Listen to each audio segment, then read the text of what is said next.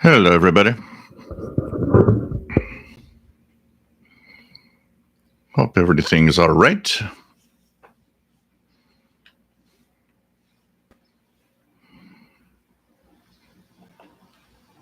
I'm going to show you a little friend that I got here. That is actually working.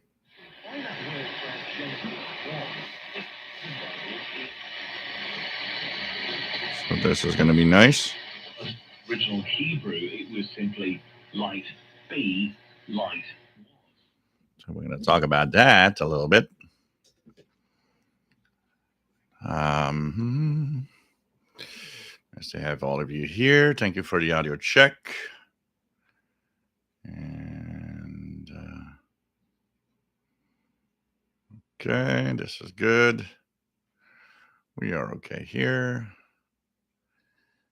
And welcome aboard, everybody. So take a sip of our little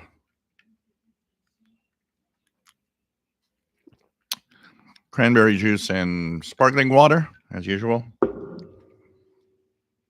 Hello, everyone. So here we've got this running with the SDR. If you need, and we've got the ICOM running in the back. So I think it's going to be great. Hey, everyone. Welcome aboard to this Saturday edition, once again, of the live show. This is a show where we talk about radio, shortwave radio, any kind of radio. And we are here to talk about radio every Saturday at 2000 hours Universal Time. I hope that you will be enjoying the show today. We're going to talk and get acquainted with two little things, one that doesn't work and one that does. I got another one that's kind of battered, but we're going to see what we can do with it. So, hey, everyone, welcome aboard. This is a show that's every Saturday, 2000 hours UTC. It is from Montreal, Quebec, Canada. My name is Gilles, and, well, we talk about radio in general. It's still something, yes. We talk about amateur radio of all kinds, and we just have fun with a bunch of beautiful people. You can join our chat room, say hello. If you have questions, if you're new to the hobby, great place for that. And, of course, we have a Facebook group, more than 3,000 members. If you are also into radio, you can join and just say that and just participate, or, you got questions, anything. It's a great group. I think we got one of the best gangs of people around. I mean, respectful and fun and just great to just check out. So welcome, everyone. Nice to have you on board today. So I wasn't here last week. A couple of people were like, was there a show last week? No, I wasn't. I had the opportunity actually to go out with some friends, and it was absolutely great. We had an amazing time, and it was pretty cool. So that was fun. And of course, I enjoyed a good meal with good company and going around town a little bit, which was something I didn't do for a long time. So it's definitely cool to take a little Saturday off to do that. We'll have another Saturday off coming on June. The Saturday show is on June the 3rd. So June the 3rd, I won't be here. I'm already telling you in advance, a little party at my brother's place. So that will be also a little time off. So put that on the calendar, Saturday, June 3rd. I will be at my brother's for a little Saturday night party, and it's going to be cool. So we have Jay Waterston69. Nice to have you on board. Master Players Radio, Television Plus Gaming. Nice to have you here from Morgan City, Louisiana, WA5107 SWL. Rob, nice to have you on board from Phoenix, Arizona. We have Richard Wagner. Nice to have you here, WA9301 SWL. In Northeast Illinois.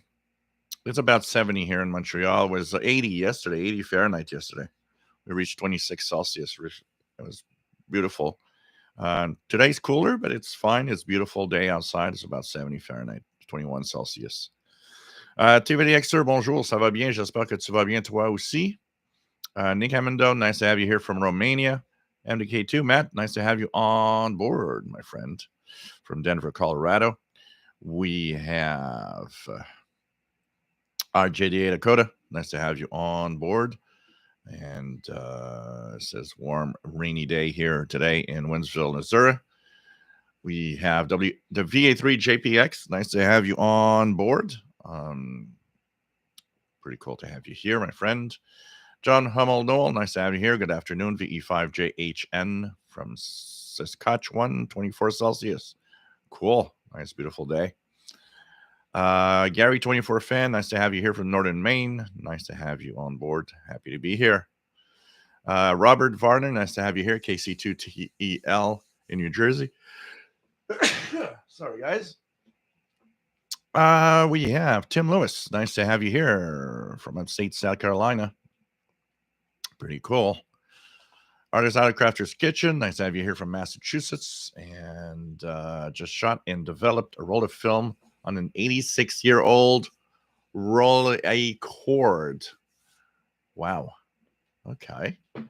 This is kind of cool. Cool stuff. Greg Scherer, nice to have you here. We have Trevor, nice to have you here. We have Metal Magic and Mayhem, nice to have you here from Illinois. Trevor is in Dallas. We have Bruce Corbett, nice to have you here, and 9BH from Southwest Missouri. Ozarks, and we have Sunwave, nice to have you here. Happy that you're loving your PL330. Great little radio, could tell you that. Chuck, whoops, lost my spot here. Let's go back here. So Trevor, there we go. Chuck Schreiber, nice to have you here. N5KVO from South Texas. We have DX Winger, nice to have you on board, Southeast Pennsylvania. We have Richard Wagner that ordered a XH Data D219 with a coupon for $968. Pretty good. That's a good price. Can go bad. Andy New, nice to have you on board from the UK. M7CUN. Calvin 29, nice to have you on board. Picked up a Texan 990X this week from Anna Onco. Seems amazing compared to the 680 I had. Any tips and tricks should know? Well, first, be careful that you have a that you understand how to calibrate it to make sure that with a time signal station or a station to be able to have the perfect frequency when you're tuning SSB. But nice radio. And don't forget, because the 990 has a switch for internal or external antenna. Don't forget about that switch, because I've been sometimes tuning around and it's on external and I'm using the internal, or vice versa. And then you're like, oh, the switch is in the wrong position. That can happen. And if it happens to you, don't worry, it happened to me. But apart from that, great radio. You're going to love it. Greg, nice to have you here. We have Jean Arash. Nice to have you on board. Bonjour.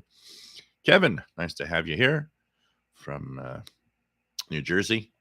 We have, so where do I find it? Yep. So this is a Westinghouse International radio. I'm just going to show you guys. I got it. It's been home for only roughly the past 30 minutes. So I went to I went for the groceries at a grocery store not far from here, and there was a garage sale. So I'm like, oh, that's cool, garage sale. So I'm just going to give you the model number for those that would like to have it.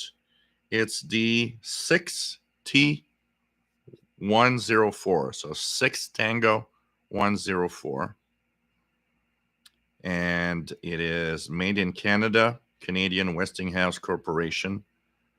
And so this is a medium wave, shortwave receiver. So 3-band shortwave. Goes all the way up to 18 megahertz and starts at 1.8. And of course, there's the medium wave band at the bottom. So it's kind of cool. Kind of cool.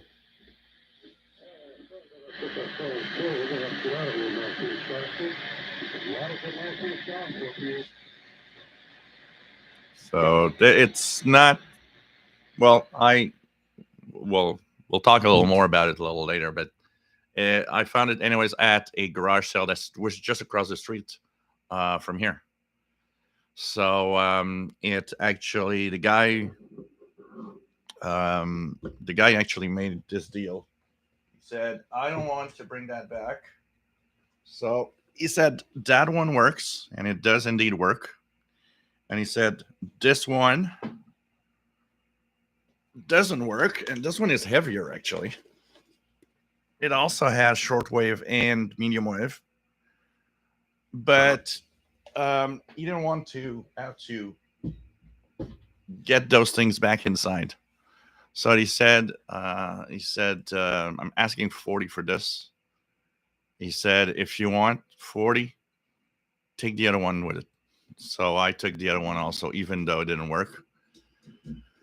Got nothing to lose, and who knows, maybe I can fix it. I already saw a couple of things that are pointing me in a certain direction that why it might or might not work, including the power cord that seems to be cut at one place. So I think that's something we're going to check out.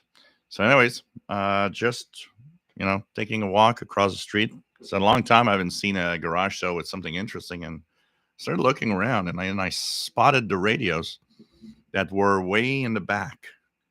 So I thought, oh, that looks like old radios. We got the eye first. It's like, that looks like an old radio there. And indeed, so Westinghouse International tube receiver. So I haven't had the time to even search about any information on it. So pretty cool. If you guys do some searching and find anything, you can send it to my email, official shortwave radio at gmail.com. So once again, it's the 6 Tango. So I'm going to show you here. 6 Tango 104. That's the model number. There you go. So kind of cool.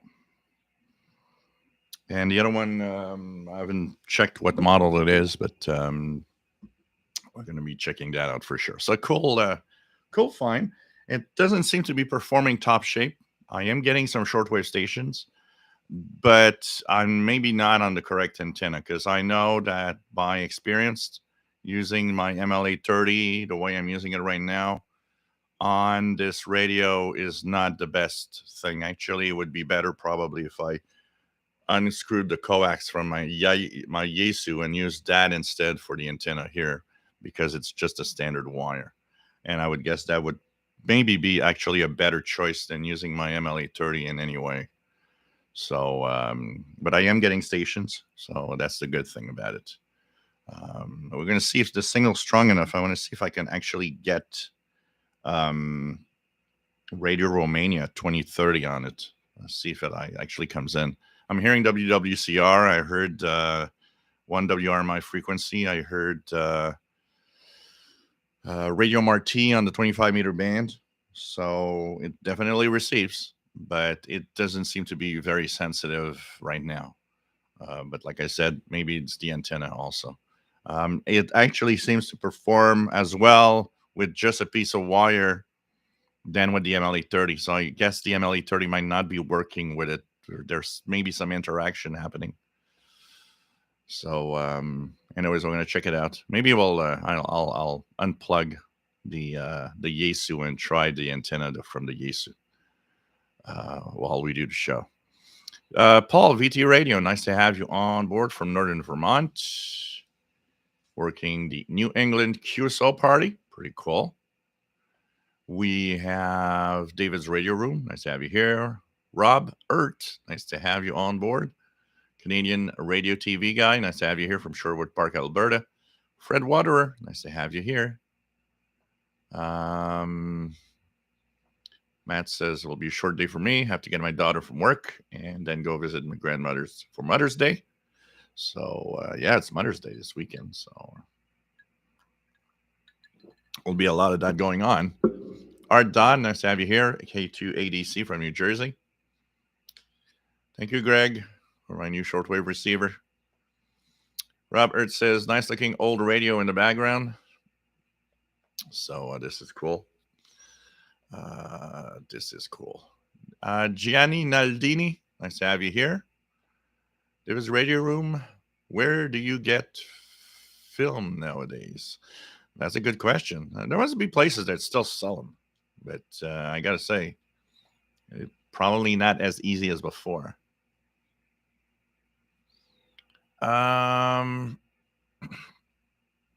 Yeah, nice piece of furniture today. Actually, that's the guy who he told me. He said the other radio doesn't work, but says, makes a great little decoration in a room somewhere. Hi, Ricky. Salut. Nice to have you here, Ricky. Going very well here from Calgary, Alberta. Nice to have you on board. Calvin did the calibration. Yeah, I have to do it regularly because it doesn't. It's very precise. So the calibration needs to be done. If you tune SSB for AM mode listening and the international broadcast, it doesn't matter. But for single sideband listening, you'll calibrate it every time you turn it on and use it.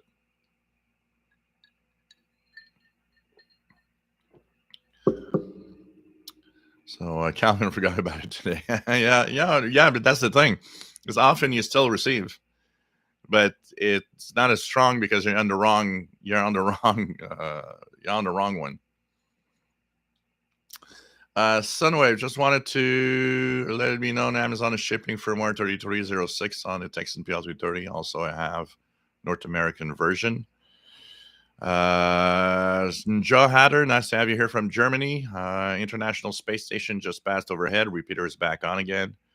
Yeah, that's the thing. I didn't know if it was on or not because I tried the Yaesu FT65 I have. It's great to listen to the repeater. And I tried the other night and I didn't hear anything. So I was wondering about that. So now you're confirming that probably was off when I tried. I'll try it again. There's some really nice passes in the evening lately. So maybe try tonight. So no, does not have SSB. But some of them did. The most expensive ones did. So yep, all tubes in the radio. It's a tube receiver. It's really a tube receiver. Info about that radio. Haha, I already have some info. Here we go. So let me just quickly look at it. Oh man, there's even what looks like the manual.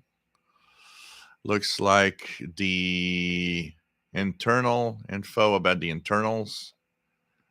So here we go. Oh wow, very complete too. Oh, this is cool. Super het, common broadcast plus more than 2 shortwave bands. AC 117 volts, 25 cycles. You know what? That made something weird. It says 25 cycles. Was there a different, I don't know if some of you might know, because that made me curious. We're at 60 cycles now on our currents in North America. Was there a time when the current was a different cycle? Because I found it weird. It says AC 25 cycles. Kind of weird. Permanent permanent magnet dynamic loudspeaker moving coil. So this is interesting. Is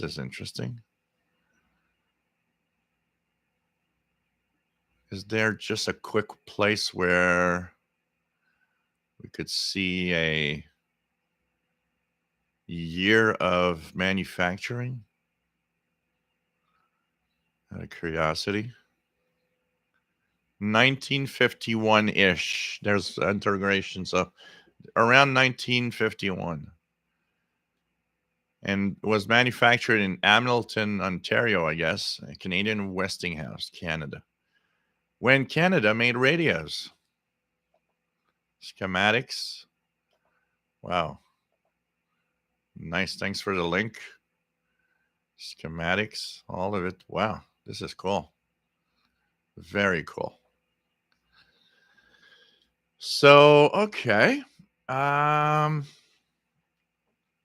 oh, that's the Archer's Alley Crafter's kitchen. When I plugged it in, because he told me that, when you have a new tube radio that you get, you have to be careful what you're going to do when you power it up. If it has not been powered in a long, long time, you're technically supposed to bring it up to power slowly. But the guy said that he actually turned it on um, a couple of weeks ago, and that he was listening to some stations. So because he said that, it's like, well, if it worked 3 weeks ago, then it should be okay to just plug it in now.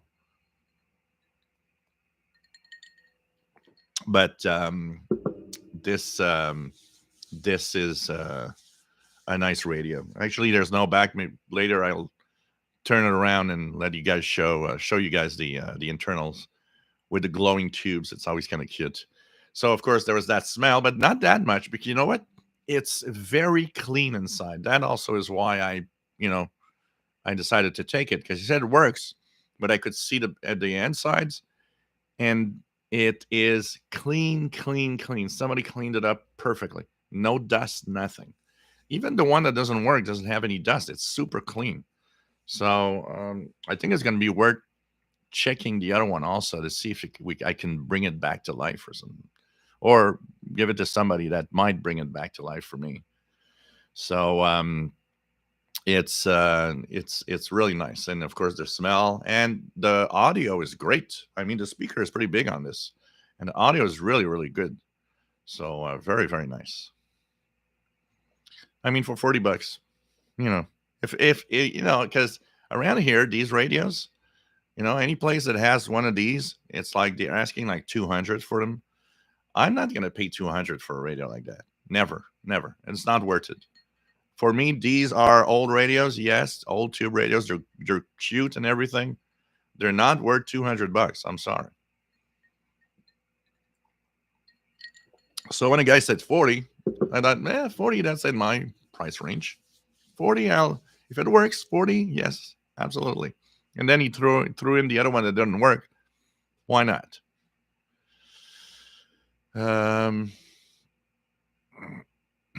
Make having doubt. I like the wooden case of the radio. There are several Romanian old models made with wooden case plus wooden speakers. Reminds me of the 80s. So yeah, it's possible that there's still the old wax capacitors that might be a good thing to change, for sure. So right now it works. It's just that it seems a little deaf, but I don't know exactly. Fred Water, my mother worked at Westinghouse in Hamilton. Oh, wow. That's cool. That is cool. Cool, Greg. Stan Hossam, nice to have you on board. Is that the current central time? Of where? Here it's the clock is on UTC. All the clocks here on UTC. I do not have clocks that are standard time here, except in the kitchen. Sunwave says, "Oh, so true, because those radios aren't 50 ohms." Yeah, that's the thing, and I think the antenna might be the problem more than anything else right now.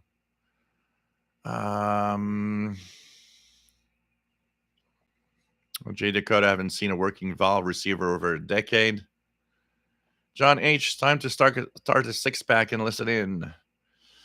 So 6 tubes, 1949 to 51.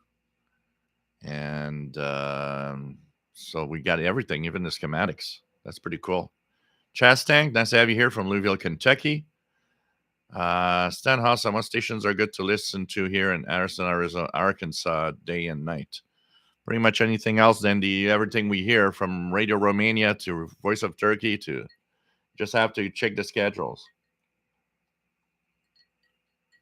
Vicky Pelletier, salut, ça va bien? Magnifique radio, c'est ça que je préfère. Ce que je préfère le plus, les antiquités de ce style, on peut constater la beauté de ces vieux radios. So she's saying it's fun to see how beautiful these radios are. It's not complicated. These radios back in the day were made to be part of your furniture. So the radios were beautiful because they were to be part of the decoration you had in your home. Something that today isn't as much as important in the radios in general. Jason Sitar at Canadian Westinghouse Radio, you guys is very cool. I want one. V9JMC, nice to have you here. Those radios were meant to have just a random wire. Yeah, exactly. So I'm going to try something here. I think we're going to do it now. Jim Gordon, nice to have you here from Scotland. We have RJ Dakota. That neat piece of furniture is awesome. A really nice wood cabinet is nice too. Yep.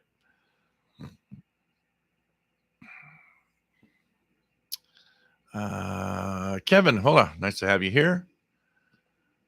Matt says, I heard the ASS repeater about 2 or 3 nights ago. Peter John Fetting, nice to have you on board. J Projects, AMSAT status page is nice for checking if AMSATs are online. Yeah, I look at the, there's a Japanese ham, JE9 something. I don't remember the full call. He's got a satellite list, which is the most complete list of all, with daily updates of the status of every single satellite, amateur satellite up there. It's really, really cool. So the International Space Station repeater, you can hear quite easily, actually, just with a handheld on VHF, on UHF. The downlink is on UHF. What you need to know is when the International Space Station is over you, Stan. So you have to use software. I use Heavens Above on my smartphone. So I can check out, for example, here. I'm just going to show you quickly. So Heavens Above, there's a free version of it. There's that has HADs. So when you put it, you have one tab, which is ISS first. And here you got the passes for the ISS. So the next pass for me will be at 8:41 p.m. this afternoon, tonight. And then there's 10:17 p.m. and so on. And when you click on it, you got all the details of the pass, how high it's going to pass over you, and even through the sky map. So it's really, really nice. And of course, it works also with all amateur radio satellites. So you click the radio satellite tab, and on the radio satellite tab, you'll have all the amateur satellites when they pass over you. And most of them have information about frequencies. What's the downlink for the frequency and so on. The downlink for the International Space Station is 437.800 on UHF. If you have a decent scanner, radio, you will be able to hear 437.800 when it passes overhead. With the Yaesu FT65 that I have, which is a ham 2 meter 70 centimeter rig, it's super, super easy to listen to. So this is pretty cool. What else do we have? John H, nice to have you here. Lyndon Price, yes, Western Electric made stuff for that. Peter John Fetting, great to be tuned to your program. Best regards from South Africa. Nice to have you here, Peter. Zulu Radio 6, PCF, Papa Charlie Foxtrot. Nice to have you on board. Do you do a lot of ham radio, Peter? Just out of curiosity. Oh, really? So certain Canadian provinces would run AC at a different current and value. Okay, that's kind of interesting. I thought it was always 60 hertz or 50 hertz in Europe. Like it was pretty much always like that. But when I saw the 25 hertz, it's like, huh? I wonder if there's a difference. Um, I wonder if the fact that it's plugged into a 60 hertz outlet, if it changes anything in its performance. I'd be curious to to know that. I mean, it does work, but is the different AC cycle changing the radio's um, tuning or performance or anything? I'm curious about that.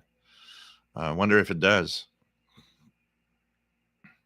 Reaper 1, text in R909 or R9012, primarily for catching AM stations at long distance, plus first time experimentation of shortwave. Well, the R9012 is great. For the price and such an inexpensive radio. Um,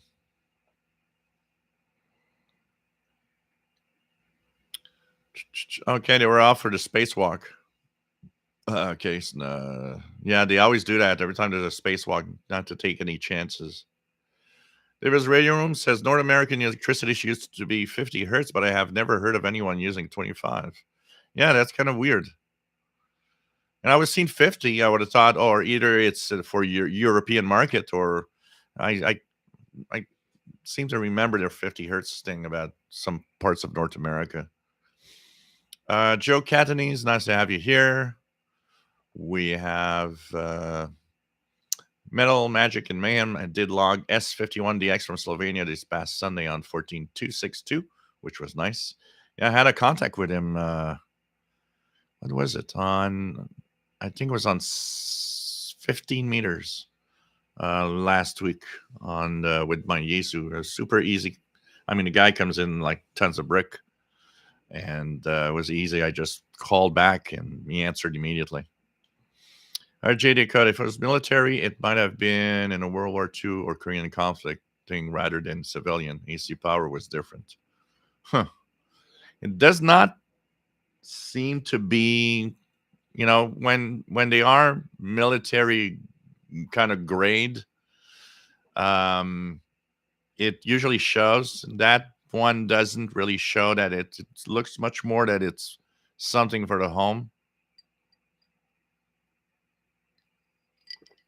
Sunwave, the first generators at the Niagara Falls project built by Westinghouse in 1895 were 25 hertz because the turbine speed had already been set before alternating current power transmission.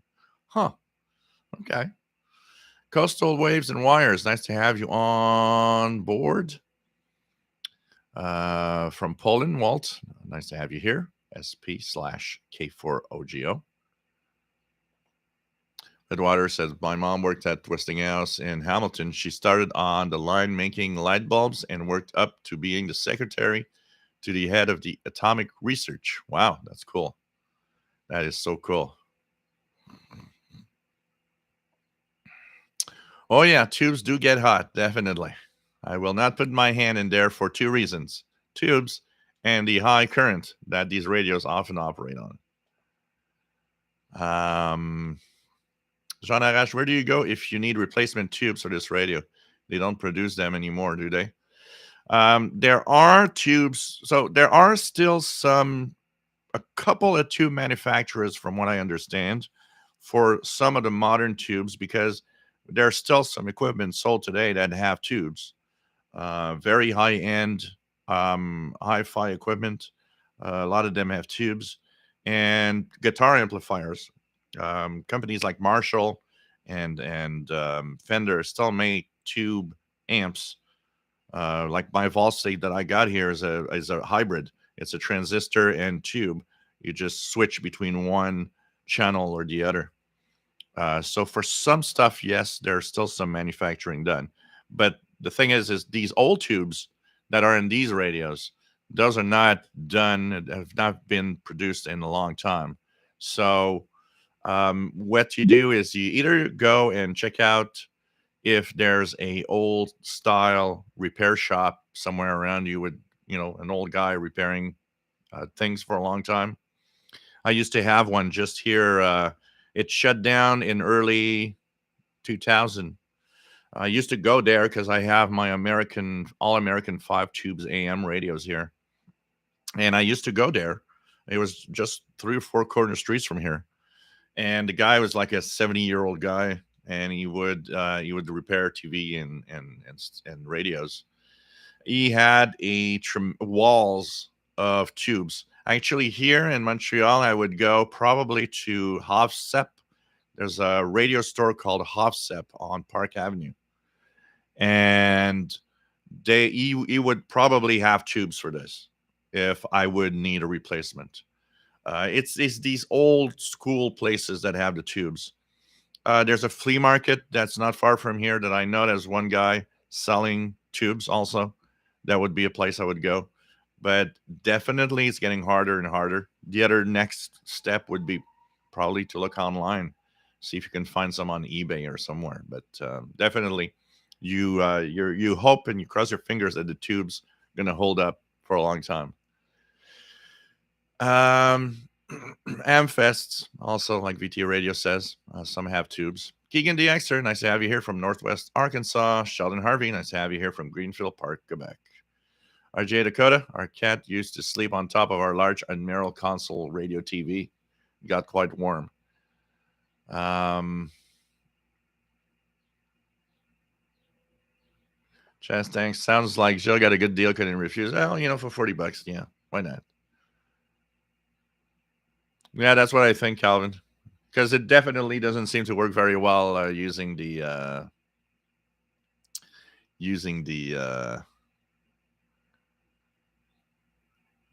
ML830. It doesn't like it. That's for sure. Richard Wagner. Be careful. You're getting a slippery slope of which there is no bottom once you enter the vintage tube radio arena. Yeah, but I have I have a very strict understanding, actually a very strict monetary target when I actually go and buy these radios. I don't want to spend a lot of money on them. I find them cool, cute, and everything. And plus, they're big, so I don't have a lot of space for that.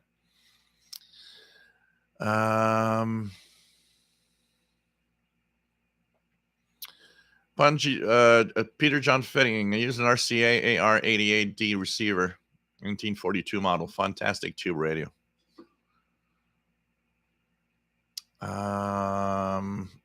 Sunwave. I like the new radio, but I do not like the low conditions. Maybe the sun will behave better soon. Well, conditions are not that bad depending on what time and what moment you listen in. It's up and down right now because of the conditions. But conditions on the evening, some nights were really, really good. It depends. You got to check regularly because conditions change. And one of the things that a lot of people don't understand is when we get into the long days of summer, listening midday, like 11 noon, 1 p.m., is probably that part is the worst of all time for our shortwave listening in the summer. Things change a lot. Matt says propagation wasn't bad today. Got KBS World this morning pretty well, and I've been hearing. I heard North Korea this morning, 11710. Just don't be seduced by the dark side of vacuum tubes. I like that. Let me just go back because I know I missed a lot of stuff here. Then I will just go try to find where I was. Here we go. Okay. So Keegan DXer, nice to have you here. Fade One Media, nice to have you on board from Wisconsin. We have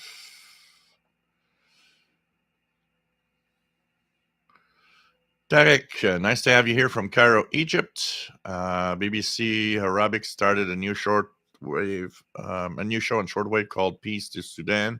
Also, some news about testing old medium wave frequencies of BBC Arabic on 639 and 702. That is cool. Crittenden Total 4, nice to have you on board. We have Radio Kid. 2 radios have a warm sound that many new radios can produce. It's not that they can't, honestly, because I'm not in that. I'm not part of that. Um, uh, there is a difference simply because the radios, the way they were built versus what our radios are built today. So they can produce the same warm sound today. There's no, I'm of the party of there is no such thing as tube devices and transistor devices cannot sound the same. It's electronics and you can sound the same. I don't even understand or see why or how it could not be. But what happens is that today, the way they make and the speakers they use and the stuff that they do, yeah, they sound different, definitely. Like this radio sounds great, but you could reproduce that sound if you wanted with a transistor radio, if you wanted to. But I think the whole thing about how the sound is from these radios and new radios simply has to do that they're not built in the same way. That's all. Because there's too many people that think that, oh well, I rather have a get the best place to have a conversation with that is to start a conversation with any guitar player that's gonna and start talking about tube versus transistor amps, and you're gonna have the people swearing that tube amps sound different. And I think it's not because it's tube; it's simply because by design they're not the same. It's not a tube versus transistor thing. It's more of a how one is built versus the other one was built difference, I think. Because technically, electronics like that, there's no reason for a difference. There's nothing, There I know that tubes are behave differently and the way that they're designed, but overall, it's electronics, and electronics works in the same way. Either it's a tube or a transistor. Robert Cross, nice to have you here. Calvin says, I have to say, Johanna and Anonco ran some operation, ordered the 990X and had it in 4 days from Hong Kong. Super to deal with. Yeah, definitely. Any text and receiver, anything like that, the only place I would go to buy any new one would be Anonco. Anything that she has, this is great, and the service is great too. If you have a problem, you just contact, and I mean they're there, and it's really really good. Michael, very late than ever.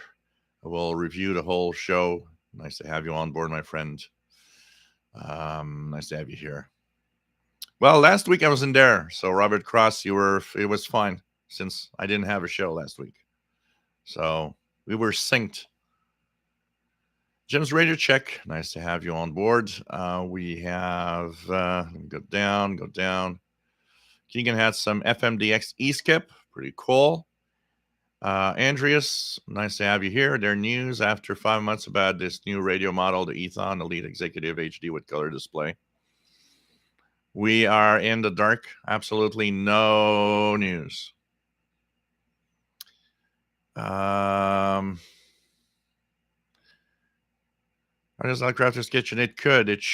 I'm sure there are regulated boxes to step the current up and make it more compatible.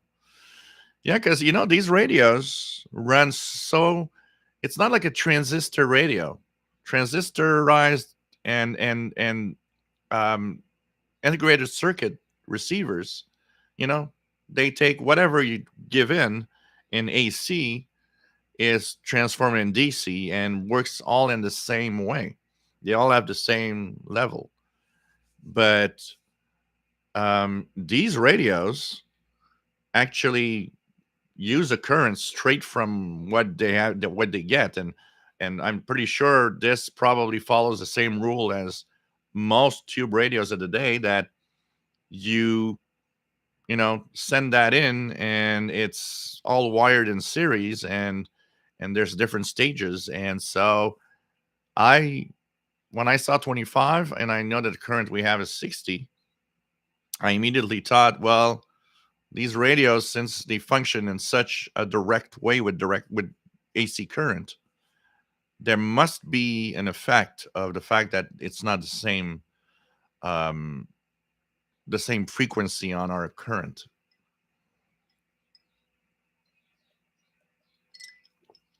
Quick Strike, nice to have you here. How do you like your Samsung Ultra phone? I love it. Nice to have you here, Rich AB3IY. Love it. Great fun. BT Radio, I worked 2 new countries today, 15 meters, Malawi and Equatorial Guinea. Cool. I got both of them. I got them a couple of months ago. Cool. Always fun to have new countries. Robert Cross just setting up the radio. Radio Kid, weren't 25 hertz an old farm generated AC current? I don't know.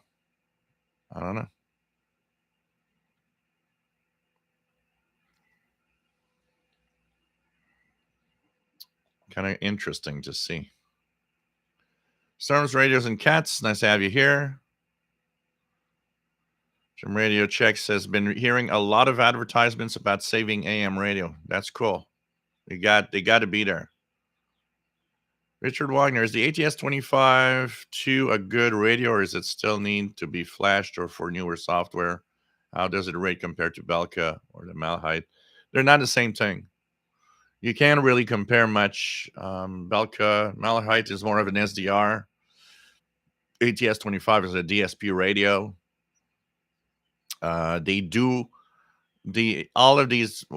Most of these radios can be flashed for new software. It's the way they're designed. They're all designed in that way, except the Belka. I don't know the Belka, but the Malahite and the ATS 25 can be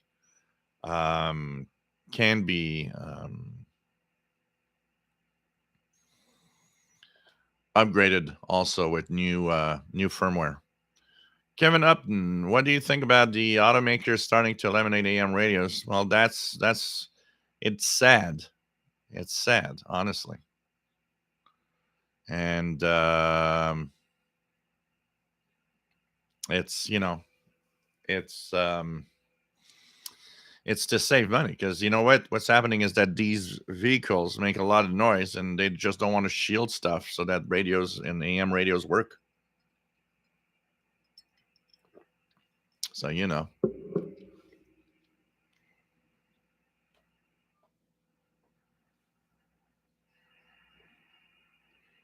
So what else do we have here?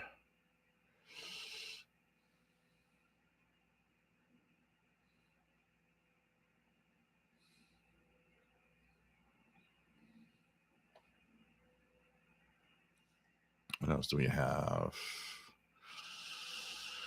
Chestang local TV radio repair shop closed decades ago. The place is still full of old TVs and radios, boxes of stuff setting in, and with tube tester. Want to browse that stuff one day.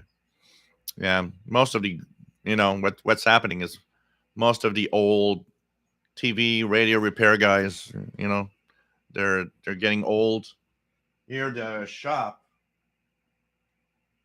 the shop here, it closed simply because the guy that owned the shop died. I was passing by one afternoon back in the day, and I saw that it said it was closed, and I saw somebody go in and had the key to the door. So I went and asked, and he said it was his son that just told me, well, it's not going to open again because it's my dad, and he died. And that's a lot of what happens with these old repair shops. Guys just get too old and shuts down. We're losing that expertise, which was great. Arthur Wolfram, is the Texan PL330 the only radio that can use an external antenna for AM? You can no 330. 990, H501X, all three can. Um, I'm not sure of others that could. Daniel, nice to have you here from Baltimore, Maryland. Mad Radio DXer UK, nice to have you here. Ricardo S, nice to have you here from Portugal. Blasphemy. um, J Man Ranger, nice to have you here.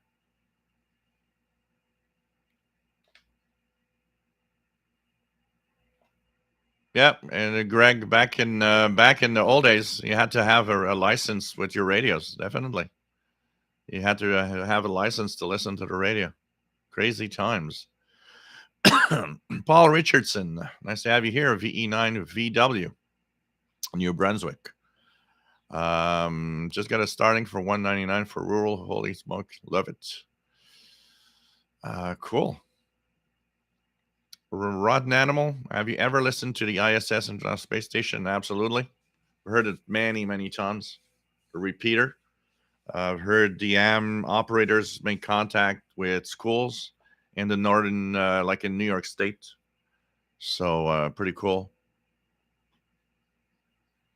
Nice to have you here, Mickey Delmage from Sherwood Park, Alberta.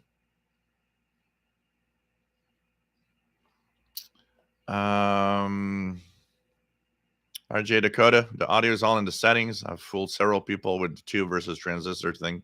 It's all in the equalizer settings. Yeah, that and the proper hardware for the sound with it. But if you take the same hardware, like the same speaker and the same enclosure and everything, so that the resonance and everything is equal, then I think whether it's transistor or tube, if it's well done, sounds the same. And he says push pull audio circuits can be designed with both tubes and transistors, but once engineers found they could take shortcuts, they went the cheap route, and ICs took an even cheaper route. Sound suffered. Yeah, I think all the whole thing simply resides with that. The quality of the circuit to make the same thing was not the same, so it just didn't sound the same. And a lot of people fell on the logic of, well, it sounded better with tubes, so it must be because of tubes. But in fact, it was probably most of the time because it wasn't the same quality. That's all.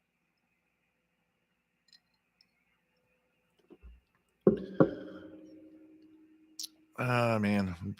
Had contact with the Mir station using Commodore 64. Wow. That's cool.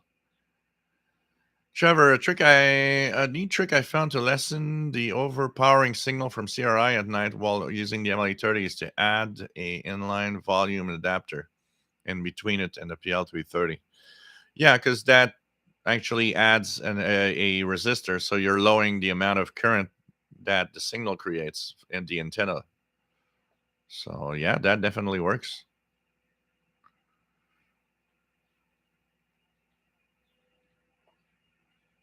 What else do we have? Take care, Matt. Always nice to have you here.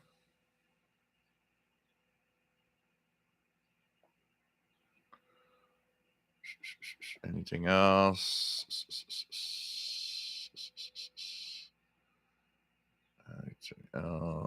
Rotten Animal. Actually, it's 437,800.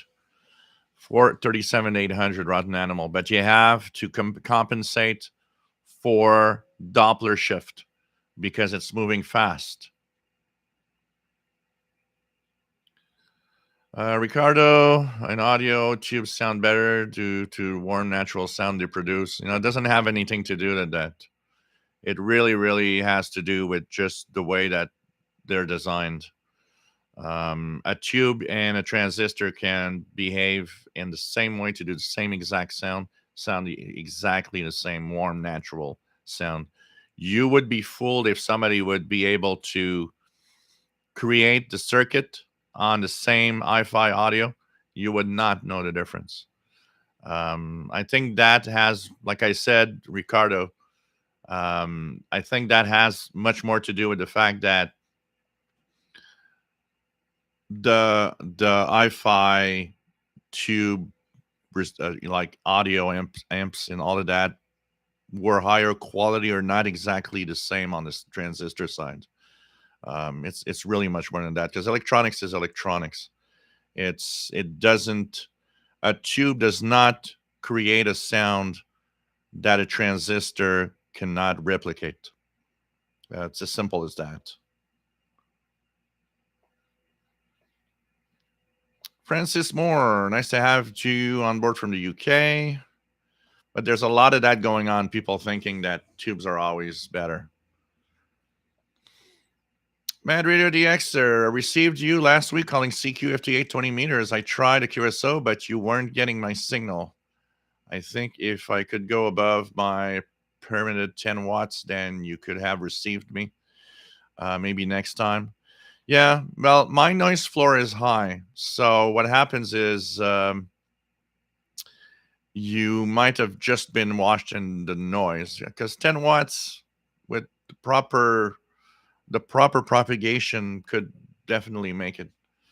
We're gonna have to check it out and try it. I'm sure that I'm sure that if we position ourselves on the good band that has the good propagation between us, I think we're gonna make it, even if you have only 10 watts. Um, I run higher power on FT8. I mostly run about 50 to 60 watts most of the time. And sometimes when I want to DX really far away stations, if I want to get, Asia, I'll just pump up 100 watts.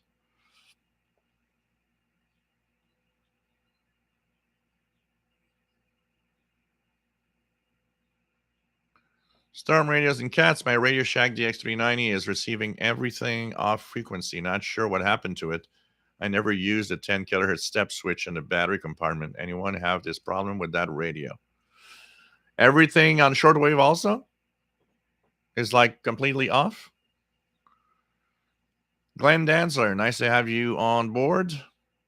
Kevin Upton, May 3rd, the FCC rules started for ham stations to evaluate and achieve compliance with FCC limits on RF exposure.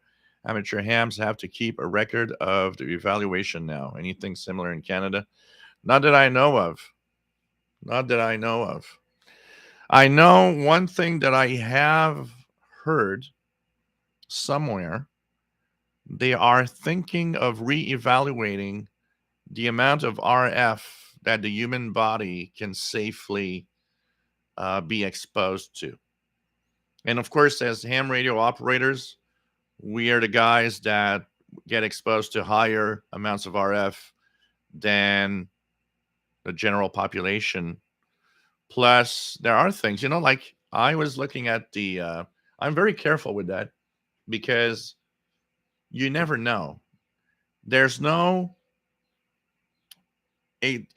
there's still no proof that because you live next to, a transmitter or an antenna that transmits signals, you might have more chances of getting cancer, for example. But it doesn't mean the link doesn't exist. It doesn't mean that, you know, I mean, we come out of, if we go back more than 100 years, there weren't RF, you know, exposures. It was not something. We had just a natural background noise. There was nothing except that. And now we create radio frequencies of all sorts and of different frequencies too, of very high frequencies. There was I think it was QST magazine a long, long time ago. I had won a subscription to QST a long time ago, and there was an article about the amount of the cancer rates among amateur radio operators. And it was very interesting. It was very interesting. Just gonna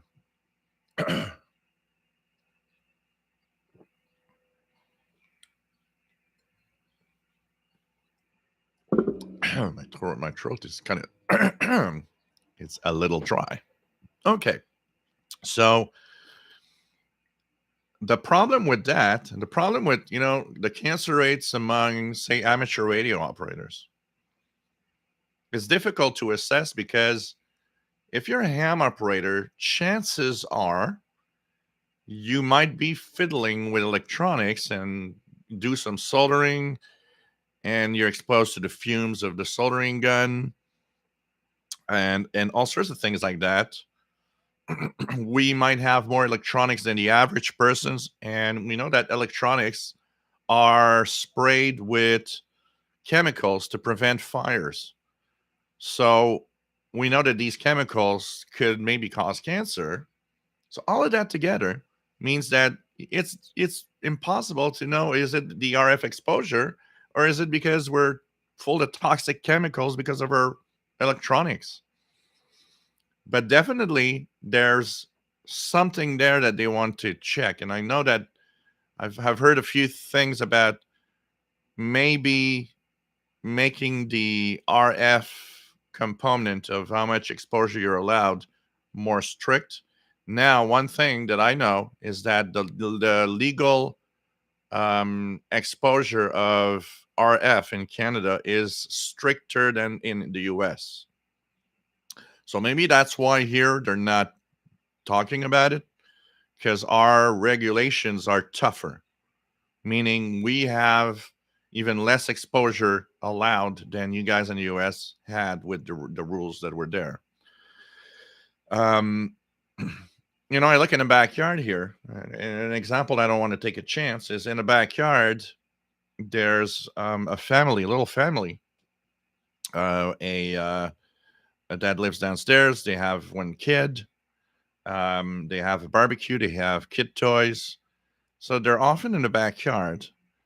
My wires for my end fed are roughly, I'd say a good 6 or 7 feet above their heads. And I happen sometimes to think about, how much RF, and, maybe I should get something to measure.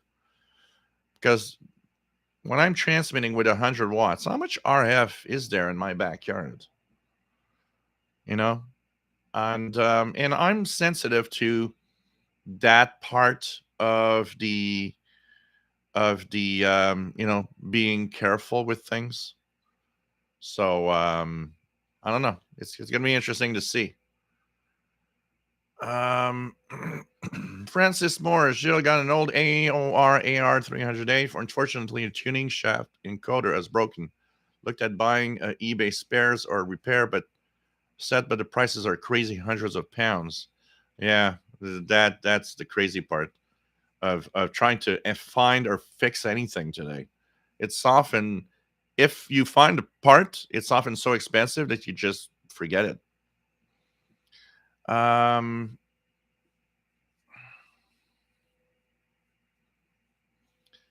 SI1 NYC, don't see much difference in the reception of the AM, but you have turned on, you have to do the keypad, the key trick to turn on the AM external antenna on the PL330 SI1 NYC. You did the trick, right? Because if you did not, you would not see the difference. But there should be a difference. But that said, one of the things that's very important to understand is people underestimate how good the internal ferrites are in these radios. They are very, very decent. So often, a wire outdoor is not necessarily going to be better than what's in the radio. P. Alley, nice to have you here from Yonkers, New York. Just got the Celadon R108 and Texan PL368 for shortwave radios to own and enjoying it. Thanks for your guidance. Trying to get used to lower upper sideband SSB and the PL368. Yeah, it takes a getting used to. That's probably the toughest part, is um, trying to you know get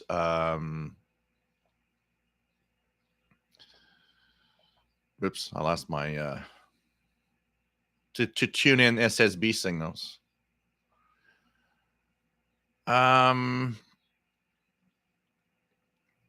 What else do we have? V9 JMC 100 watts FT8. Ouch, you don't like your output transistor much, do you?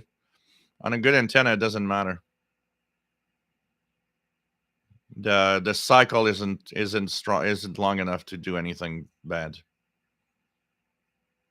Keegan DXer. People are actually too scared of that on FT8. As long as you don't FT8, constantly for, and even then, it barely eats up. The radio doesn't even come warm.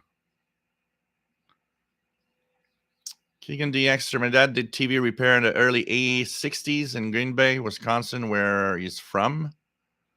As long as your output and your antenna are decent enough and the tuning is decent enough, running 100 watts on FT8 isn't a problem, honestly.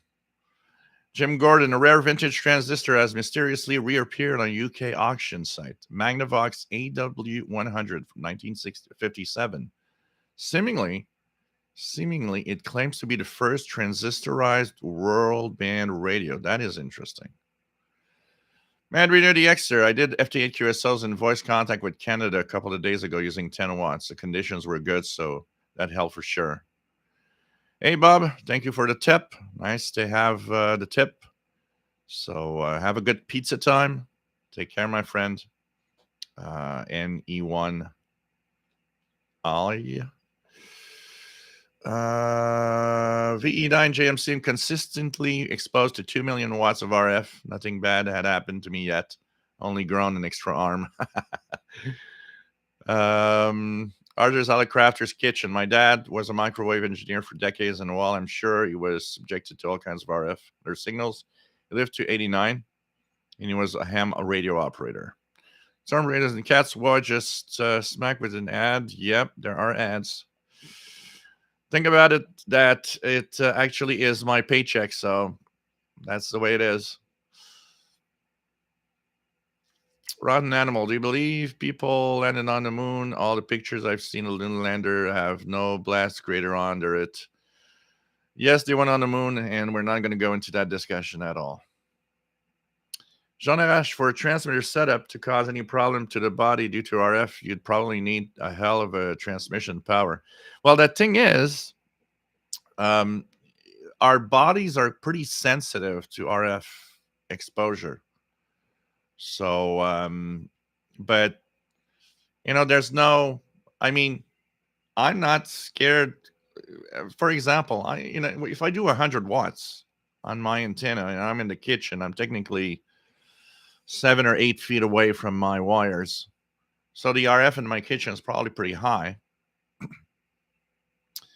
But I'm less scared of that than seeing the cell tower atop the building that is just, I don't know, 200 feet away from here. So I don't know. I'm more scared of that than what I'm doing. Yeah, John. These chemicals. Trevor, where would you recommend adding a Farad clamp or core on an MLA30? Why you want to do that? Exactly, Trevor.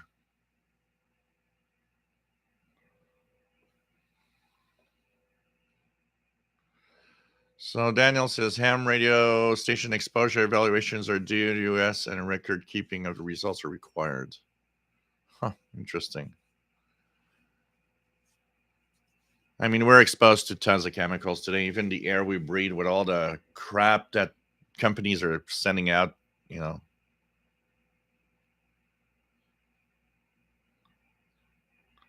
Danielle says, I've done several evaluations at different power levels. The results will surprise you. I'm sure they can. I'm sure they can.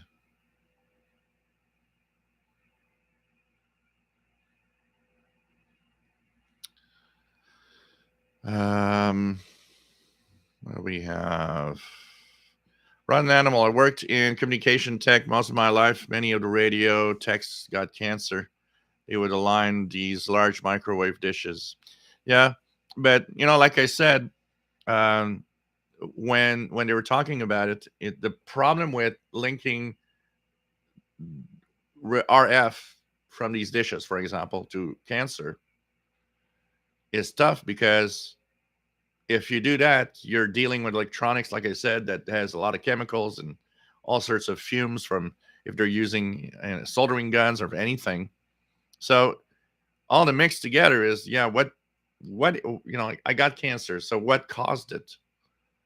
And how to make a difference between the cancer I got is one that I would have gotten anyway versus one that I contracted because of my work or RF exposure. It's almost impossible to make a difference. I remember a cop that had sued for I don't know how much money because he had his radar gun in between his legs, and that apparently the radar gun was faulty and would still send radar waves or RF.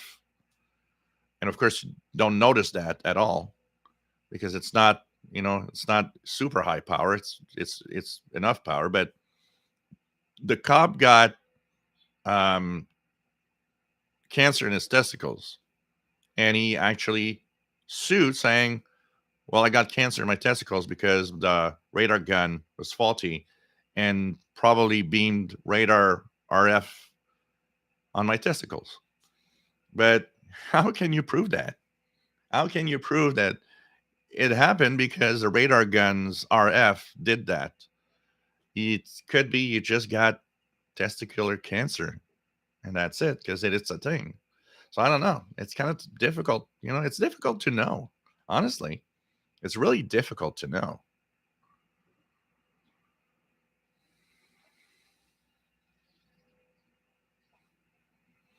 Keegan DeXter is a hammer operator since 1954, former broadcast engineer in radio and TV.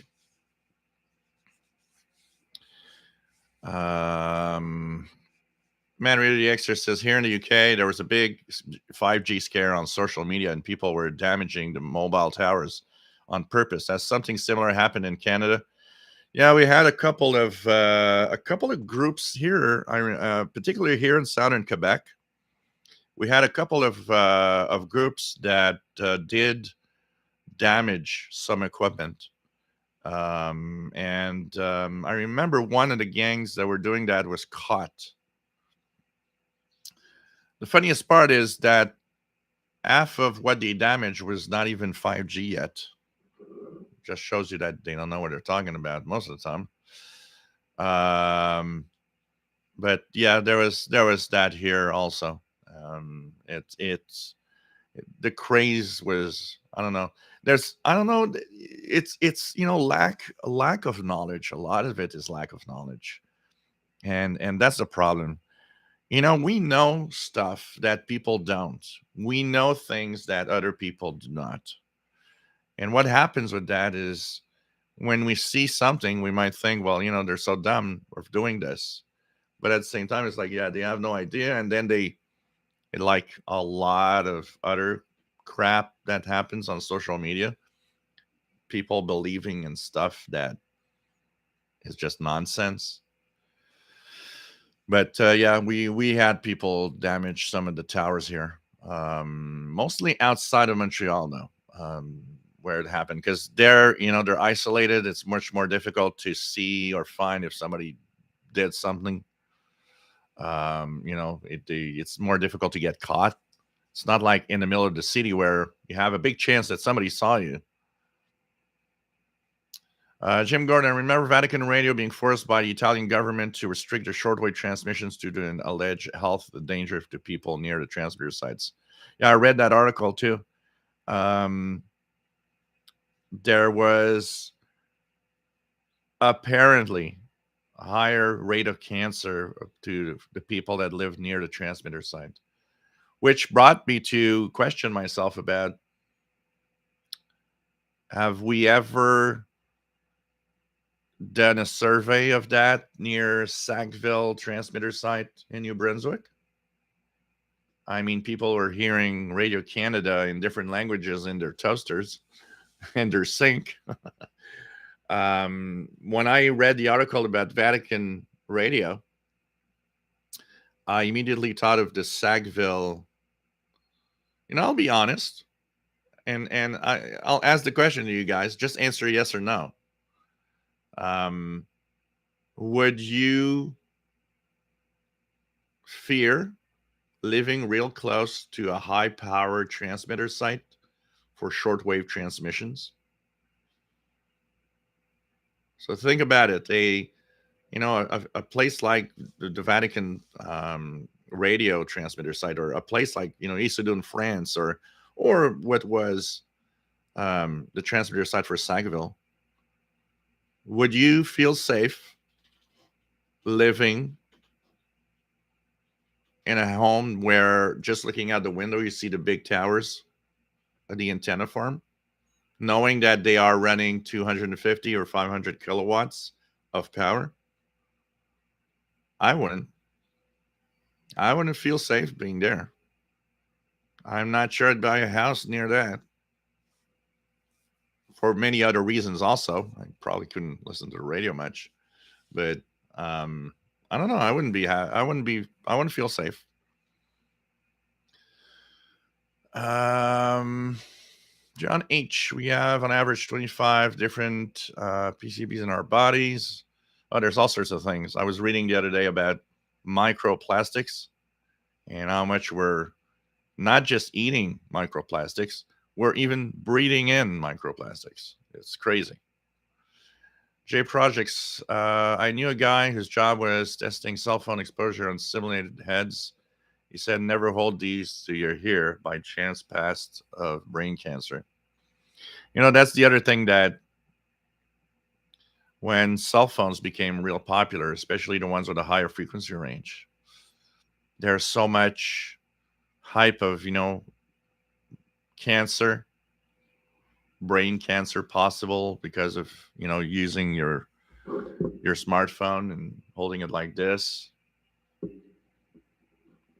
which is not as often today because a lot of us use earbuds or all sorts of wireless ear devices. But still, when we look at the big picture of all the people that were exposed and tested and over the years, there's no real evidence that it does. We're in the, actually, it's not it doesn't, and it's not it does. We're really still, after so many years, and we just don't know.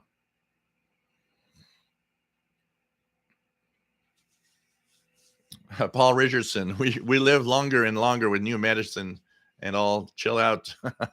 We do. That's also, because you've got a point there, that's also something to be careful of. And that is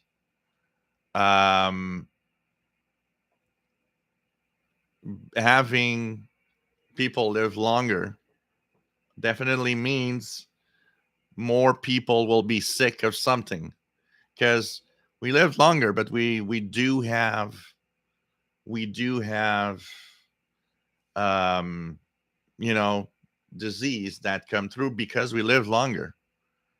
But we've got medicine for that, and we take pills, and we go see the doctor, and a little operation here, a little thing there, and you continue on. So that's the other thing, is what makes the difference between I got cancer because of my ham radio, or I got cancer because I lived to 96. Chances are maybe it's because you live to 96, because you have a higher chance as you get older. Arizona Crafter's Kitchen said, there's so many variables with cancer. My mom died from anaplastic thyroid cancer, and she worked in a radiology in a hospital. They think she was exposed to a large dose. No way to prove it, though. No, no way. No way. Especially if it's because high dose is what? And how much, you have to be exposed to quite a lot to actually feel an effect and radiation. So, and it's so, over a lot of time. It's a long period of time. How do you want to, how do you want to explain and try to prove that? You know, I remember when I went for my shoulder, which was killing me. I always find it funny because they put you there in that room where they're going to take that, you know, they're going to take that X-ray of your, in my case, they would take an X-ray of my shoulder, and it's like everybody just runs away behind some big door, and you're just standing there. It's like, yeah, that's kind of not. I feel kind of not safe. Everybody's just ran away. But matter of the accident, not only lack of knowledge, but fake information. A lot of fake information, definitely, definitely. And there are too many people falling for the fake information too.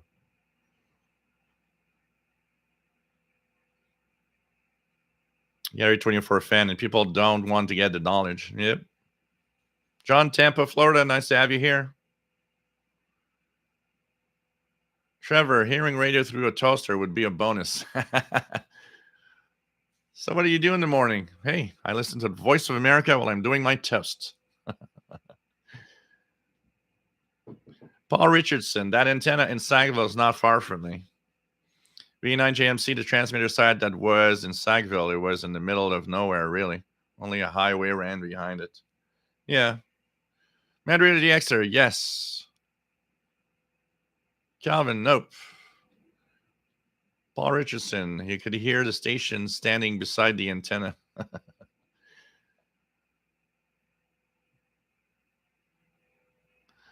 RJ Dakota, we used to hear WLS in near lead pipes. Well,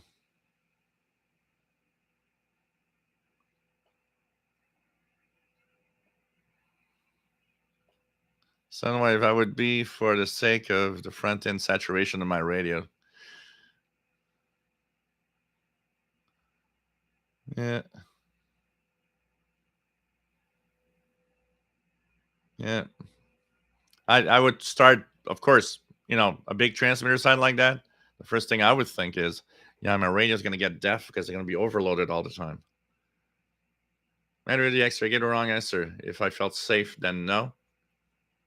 Not only for help, but also if I have electrical surges in the house. Metal Magic and Mayhem says, wouldn't feel safe being so close to a high-powered transmitter, especially if the trees start twerking. Rob, I prefer to use the speakerphone in my smartphone. Rarely do I hold it in my ear. Yeah, I pretty much always do that also. Keegan says, use Bluetooth headphones when listening to audio from my phone. And the Bluetooth from the headphones is still radio waves, but it's not as strong. Radio Kid, early AM portable radio, 70s and earlier seem to work as fake BFO for the Grundig S450 DLX. And more recent don't. 80s and later, I assume carrying a 1970 AM pocket radio exposure.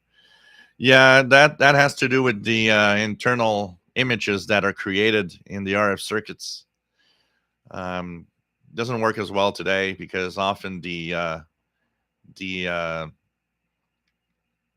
internal harmonics that are created are actually more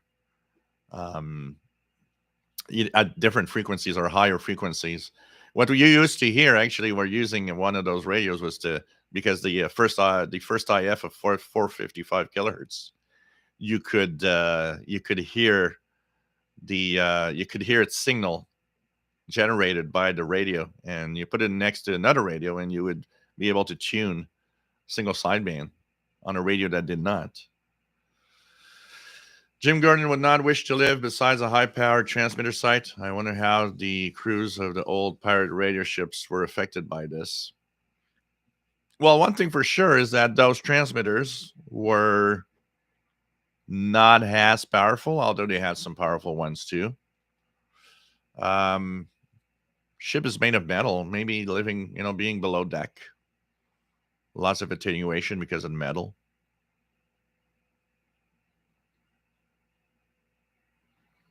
John Hummel, Noel in Sackville was a huge radio antenna field, but no, I would not fear the RF. Radio Kid, where do I get a real antenna? External BFO for migrating S50 DLX anyway. Yeah, it's kind of the it's kind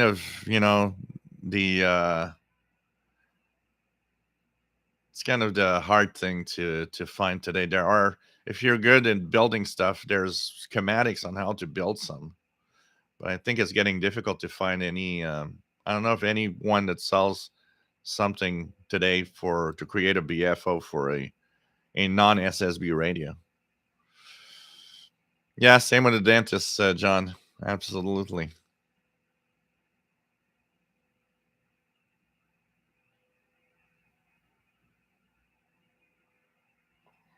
Out states SWL, don't fear the Reaper.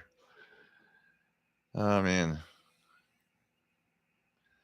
Wonder if radio signal can be heard through a pacemaker. Well, I know one thing. My mom had a pacemaker, and I remember on reading the sheet of information that you had to be careful if you were using RF equipment. So I kind of detected that maybe it was not a good thing to have a smartphone real close to it.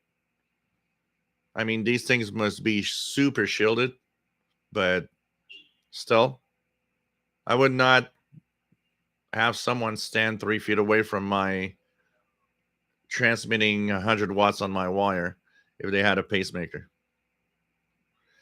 RJ Dakota, I lived near high tension power lines and could hear the noise from the wires. They could crackle in humid, foggy night. Yeah. There's a place on the east end of Montreal that I go to almost every summer. I used to go to on bike. And it's very, very quiet there because it's almost just, trees and parts of forests still. And there's a huge park for bird observation.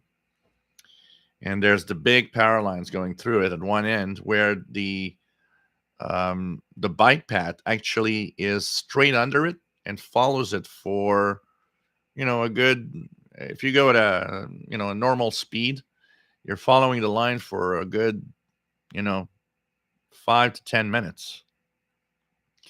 And in the summer, when it's real hot,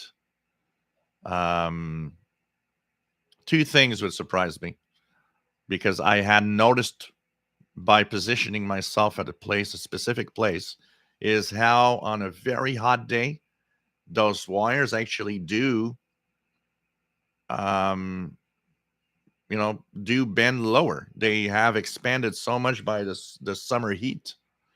That surprised me that you can actually see it. But the other thing was you could hear the constant crackle, which I always thought was kind of not cute. But I told you guys a story before.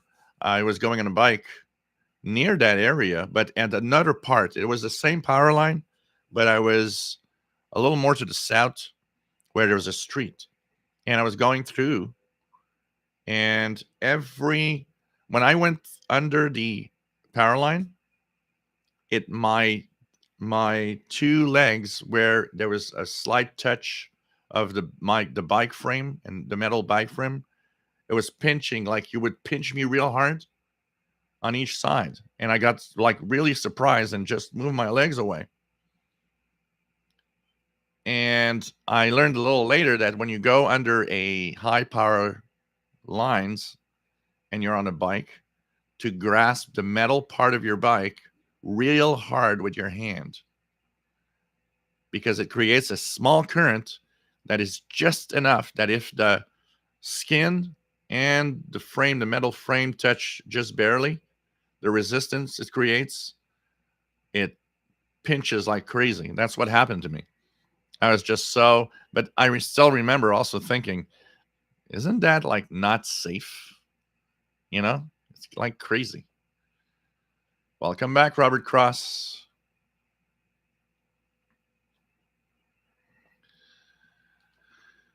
Let me just go here.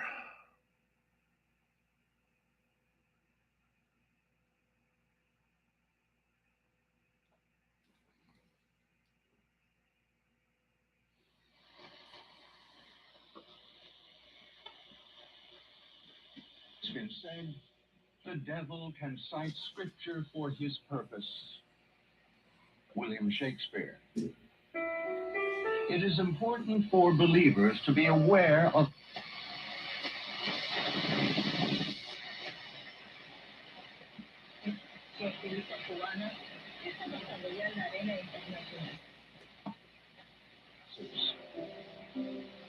Scripture warns of a global entity at the end of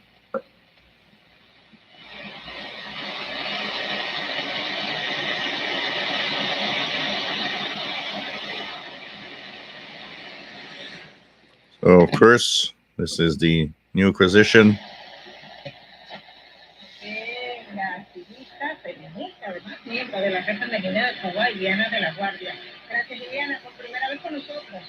I think that's Radio Marti on the 25-meter band.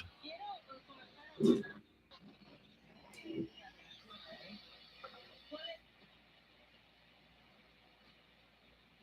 of interesting to see the until the end of time.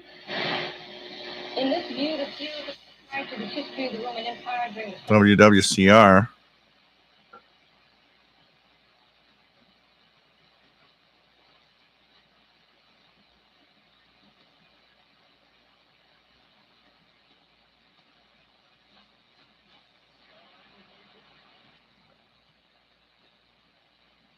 I'm gonna have to put the. We're gonna try a little in a few minutes. I'm gonna put the Yaesu end fed instead of using the MLA30 on it. See what we can get. There was this little metal thing on the back that there's 3 screws, one for ground and 2 marked antenna, and on top of it it says for internal antenna you have to join the 2 screws with that little metal band. But if you use an external antenna, you have to remove the metal band. So I removed the metal band to put the MLA30, but we're going to try with the end fed.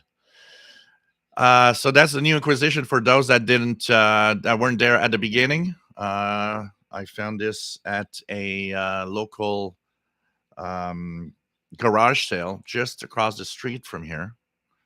$40, and it works, and it's an AM and shortwave, and it included this one that doesn't work. Is also AM and shortwave. So and look at that inside. Look at that. This is pretty cool. Looks clean, so I don't know. We're gonna have to check that out. This one is really heavy.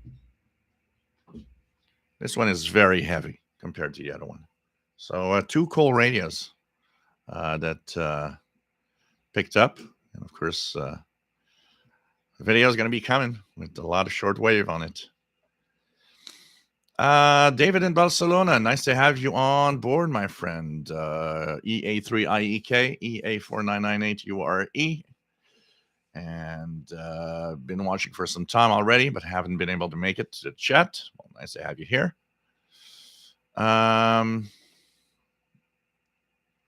RGA Dakota, our neighborhood was crossed with medium and high tension lines. Idaho ahead, nice to have you on board, my friend. Jeff King from Jacksonville, Florida, nice to have you on board. Better late than never, as they say. Matter the Xer, if someone has a pacemaker, then you cannot use shock paddles. So that is why I assume any strong electrical noise, like high RF, could affect it. Yeah. RJ Dakota, if you have a pacemaker, you should not have a microwave oven. The restaurant that I worked for was required to have a certain type of microwave from usually Panasonic or Raytheon. Now, maybe because of the lower amount of RF, because they all have to work in the same way. They all have to work with the same frequency for the water molecules to vibrate, but probably the ones that you had to choose were shielded more than the average microwave, I would guess.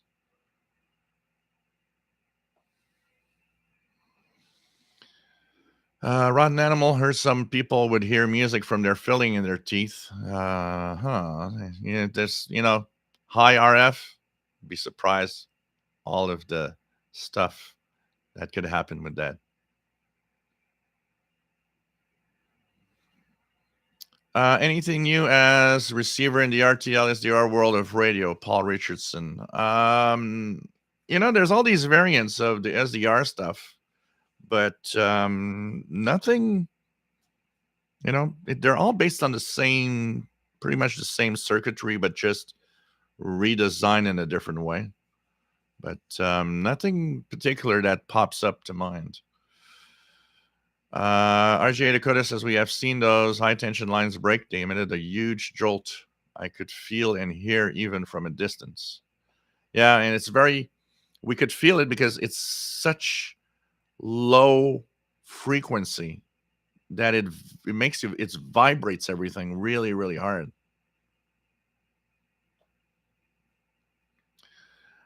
Gunner66, nice to have you here from Midwestern Canada. Have you used the Tixon R911? Seems similar to the R912. Handy little cheap radio. Yeah, I got one somewhere that I would have to get out. It's okay.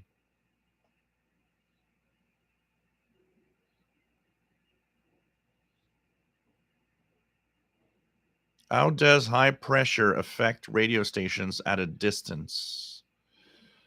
What do you mean exactly by what? But by that, because radio waves shouldn't be affected by just depending on the frequency. Because we know that on an HF, medium wave, long wave range, weather doesn't really affect much except static crashes. On the VHF, mostly UHF and very, very high frequencies in the gigahertz, weather can affect because of the wavelength. They're affected by small particles. WF7I Homebrew, nice to have you. Herbert from Virginia, nice to have you on board. Oh, yeah, that radio definitely sounds great. Definitely does.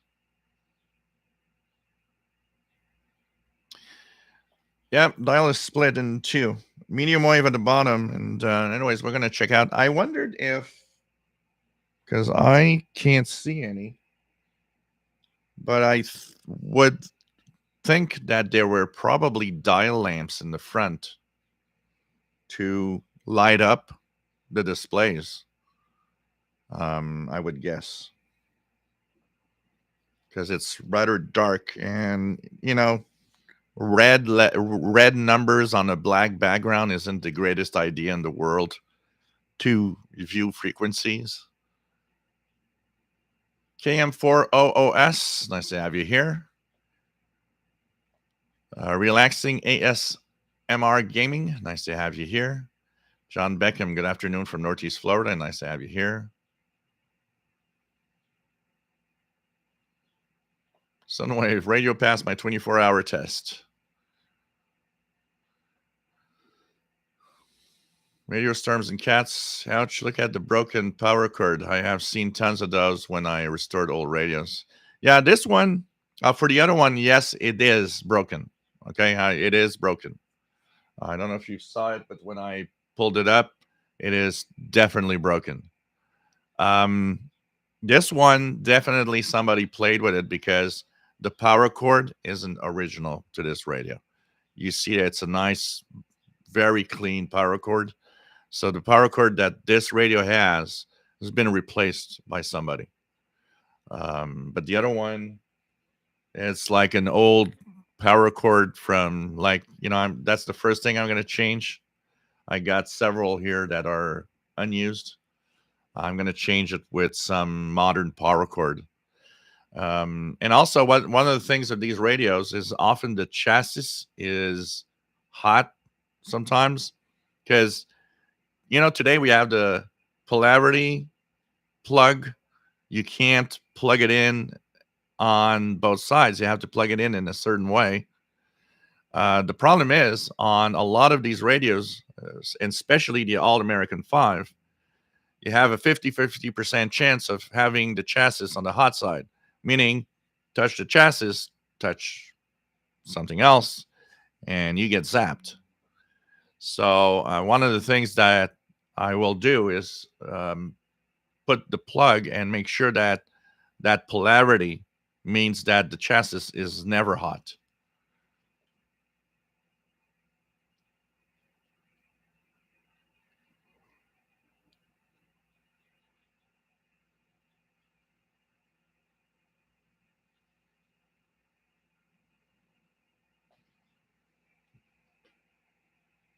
We're all we're all glowing in the dark. We don't know. Yeah, who knows? Who knows?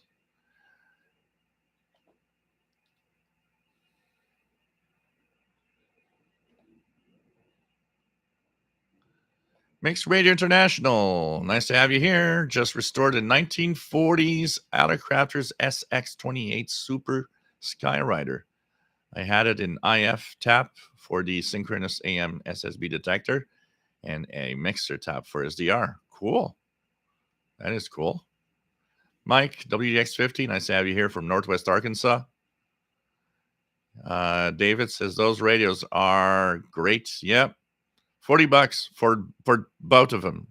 Because it was actually $40 for this one. And he just gave me the other one. So pretty cool. Randy Caffing, nice to have you here. KE0RJK.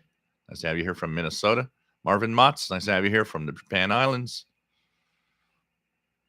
David says here in Spain, garage sales aren't a thing, but it's still possible to make interesting finds on hand flea markets. Yeah, here we have the summertime is like we have tons of garage sales around. I used to wake up on Saturday morning, and the first thing I would do is look up. Often they were advertised in advance, a few days in advance, on the different polls everywhere. People would put little ads of the garage sale coming up.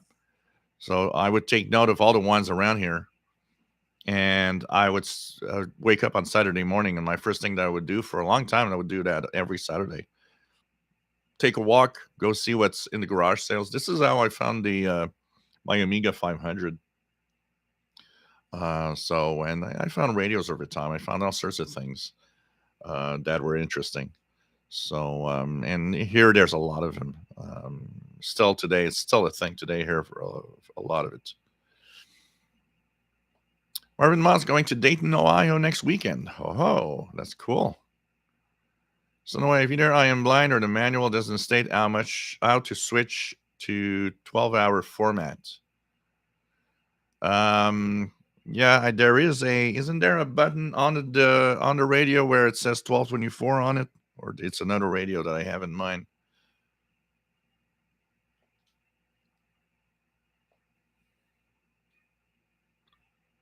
Robert Cross, I get a lot of China radio. I need to improve my long wire to try to get far away radio stations as possible. Given the answer, my dad knows an engineer that got cancer from climbing too close to an FM bay, felt heat in his knees, later had cancer. Anyway, the extra no garage sales here in the UK either, mainly flea markets too.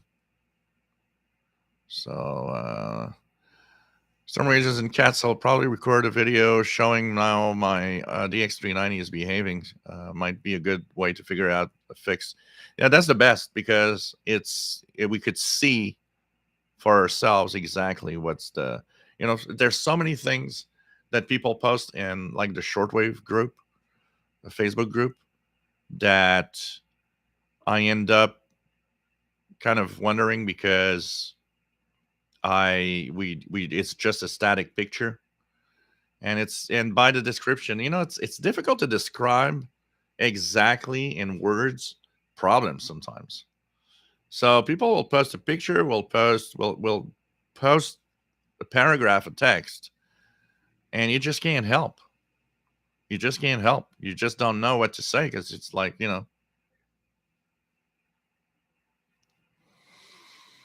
Yeah, we're gonna have to do that. I am preparing myself to do that at some point. Rotten Animal, hang in there. Tony, nice to have you here from Ireland. Any sign yet of the new Ethon Executive HD with the multicolor display? Nope. I'm not even sure they are going to. I'm not even sure how to, if they still want to do it, honestly. So I'm down here in the chat. I'll pause there. So greetings from everywhere. I will do a little something here. Gonna check it out. We're gonna put this radio on the end-fed, and actually I'll be using 2 alligator clips, one for the antenna, and I'll be taking the shield and putting it as the ground. So here we go, guys. If you see me electrocute myself, well, you'll know why. So, and by the way, if you guys want to see the innards of this radio, I'm going to take out the alligator. And we're going to turn the radio here.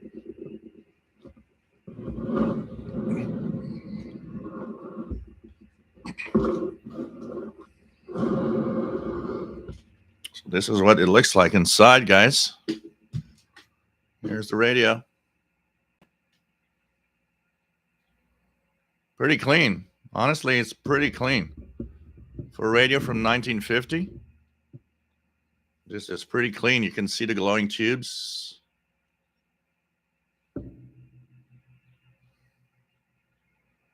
So this is cool, as you could see. So I'm going to put the radio back like this.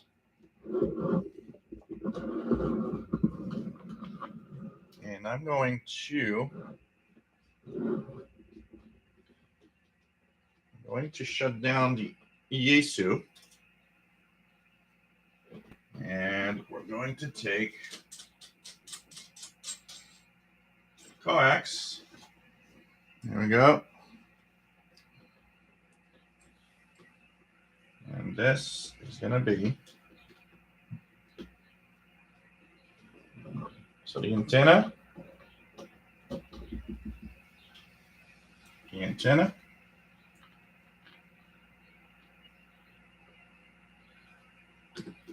and we're going to take the other one.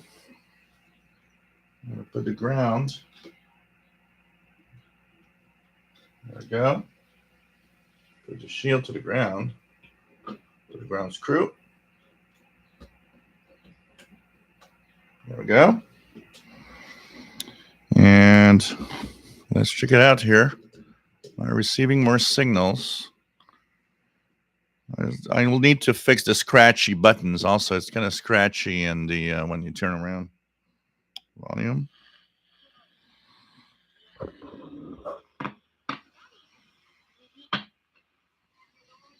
So here I'm at the top band.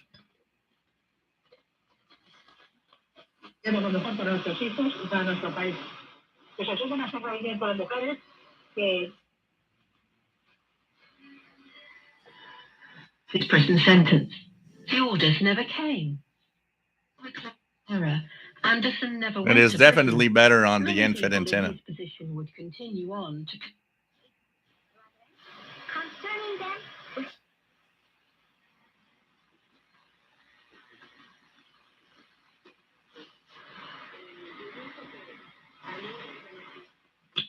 Spent time volunteering at his church.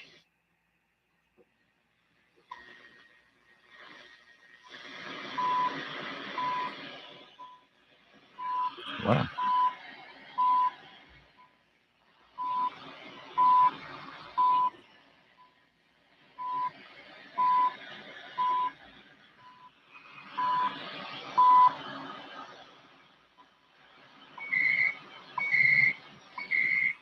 Well, there's a CHU time signal.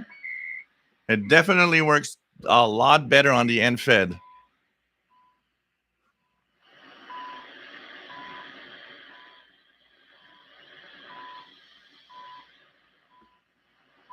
CHU Canada, coordinated 21 hours, 52 minutes.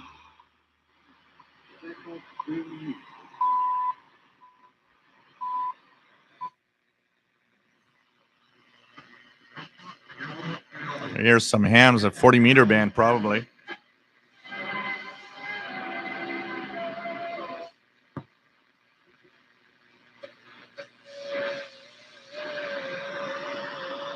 Now, that's one thing. Hearing FT8 on this 1950 receiver, pretty sure they didn't think FT8 would be a thing someday.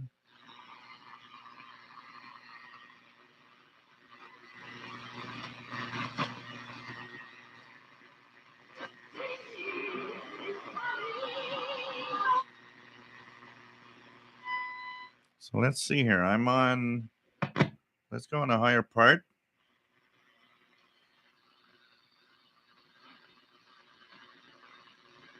.25-meter band.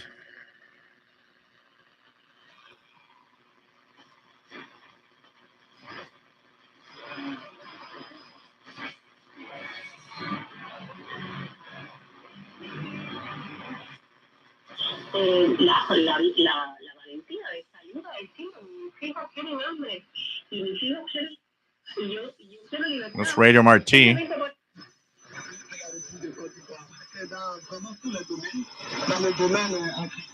That's French.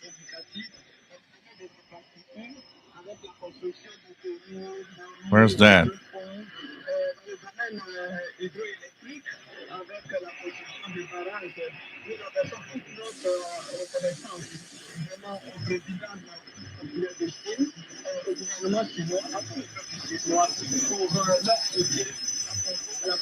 Okay, I got it on my SDR.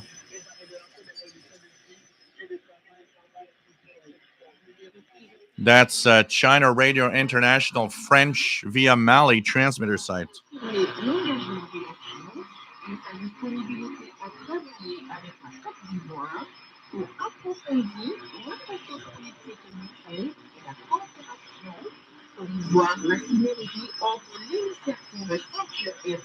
So this is cool. Tuning. Let's go up there.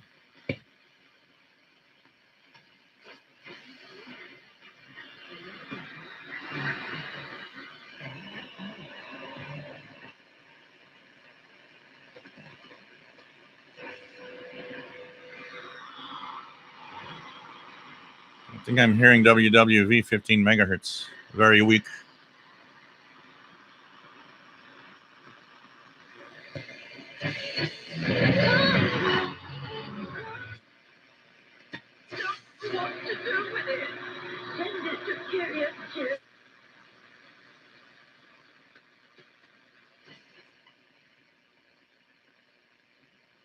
So, wow, this is cool. So we'll check here of the radio. It definitely works a lot better on the NFED antenna. That is for my transceiver. So it just tells you that an MLA30 and an old tube radio don't like each other really much. So that was like a cool little tuning around. Nice radio, great audio. A little scratchy, but not too bad. It seems to work very decent. It's going to be fun. So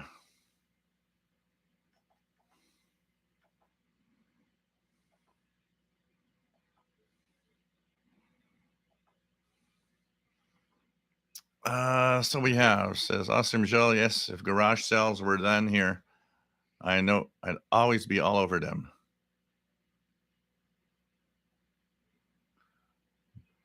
Imagine all the things, you know, I remember thinking to myself, imagine all the things that people might have in their garage or in their basements, attic, that we would go crazy over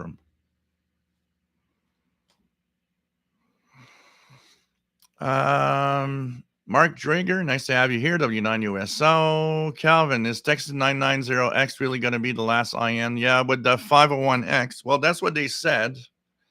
You know, to make an IN radio, you have to have people buying it. So that's where it is as long as people are there that will shed out money for a good radio. Maybe not, but we're going to see. We're going to see over time. Robert Cross, have they improved the Ethon radio we were making a few months ago or on bugs they were having? The only thing that they fixed was the I'm going to put it down a little more so you guys see a little more of the radio I'm talking.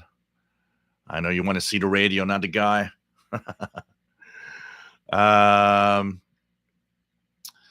They fixed the HD lock, but that's pretty much the only thing. For the rest, it is still very noisy with the electronics. That they have to redesign or change things for that to fix that. So it's not worked. It's sad that Amazon Canada doesn't gets the radio from the US and there's a different policy. Because if I buy it on Amazon and want to return it, there's a restocking charge. It cost me like $150 restocking after I used it. If it would not be that and it would be the standard Amazon, it's $1,000 on Amazon Canada. I would purchase it. I would play with it for a week, make a lot of videos on it, give my review, and I'd ship it back to get my money back. But unfortunately, I'll lose money if I do it. Steve Bloom, a thing of beauty. Storm Radios and Cats, very nice, clean radio. Yeah, it is clean. Francis Moore, it's a beautiful beast. So people like it. Yeah, it's really clean. That made me buy it. When I saw that it was so clean inside, I was like, oh man. Exotic Crafters, that radio looks clean, but I would absolutely replace at least the filter caps and the power supply. John Beckham, and inclined to agree with you about the XH Data D109 in regards to the fact that it overloads way too easily when an outside antenna is connected, and FM bleed over issues can be bothersome. Yeah, it is. It is sad because otherwise the sound of it is great. And the smell of them hot valves. Yep. David, Westinghouse International. Yes, this is definitely a good piece of kit, as they say.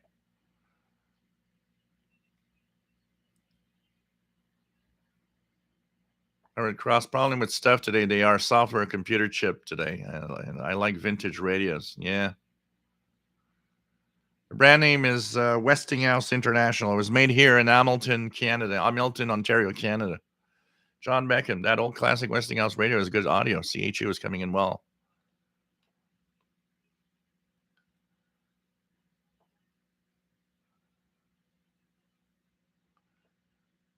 FT8 on a 1950s tube radio.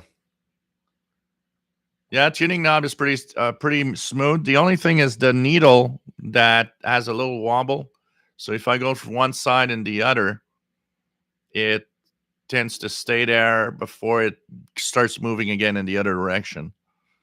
But the tuning knob, there's a little bit of scratchy, when I change bands, a little scratchy. So that a cleanup would be good here, I think. But for the rest, it's great. Mad Max 2069, nice to have you here. Francis Moore would lovely in the living room. Yeah, that would be nice if I could put a way to have an antenna there. It would be definitely nice. Is the tuning knob okay? Keegan DXer, I showed the radio to my dad just now. It looks like a Westinghouse. Yeah, it is. Westinghouse International. Like I said earlier, we have a link at the beginning of the chat that was sent, but I'll show it once again to you guys here for those that want to see it. So this is 6 Tango 104 is the model number. So 6 Tango 104 by Westinghouse, made in Canada. And definitely very happy to have come home with this baby, for sure. Nice rich sound, Idaho head. Yep.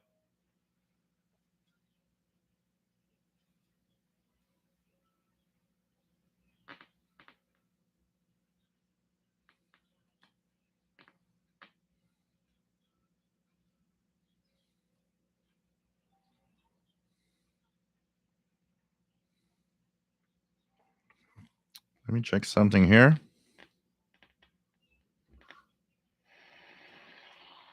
Yeah, they are. So let's try for that. I'm going to try. I'm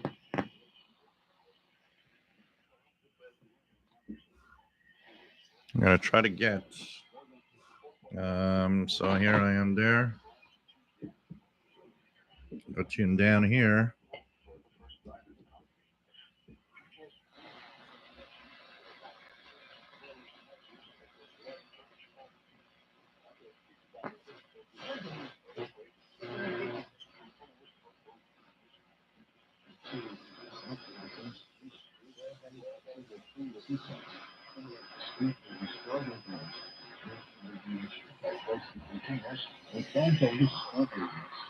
So this is the Voice of Turkey on 11785.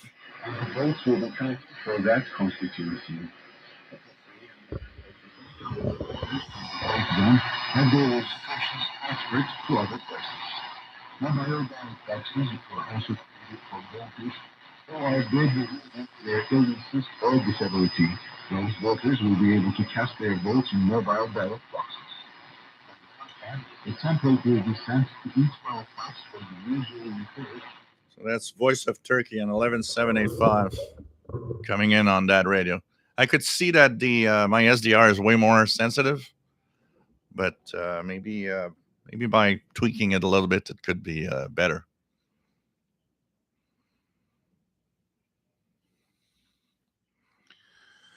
David says there's a Westinghouse freezer of my holiday QTH on the countryside here in Spain. It's been there for as long as I can remember and still works just fine. They definitely made things well.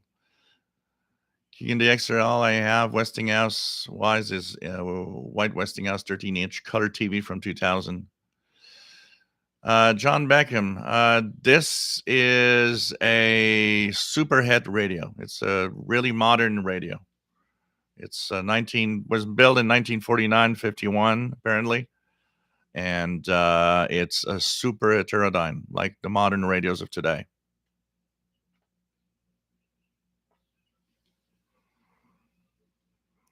Yeah, I mean, they were made to sound great. They were made to look great. It's definitely really nice. Mike WX50, I watched a documentary titled The Current War about the battle between Edison and Westinghouse for the format of distributing power at homes. Interesting.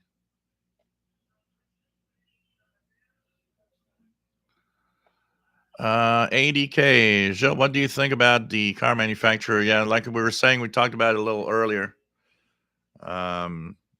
It's really a question of they need to shield more, so it's going to cost more, and they don't want to do it. So they're figuring out who cares.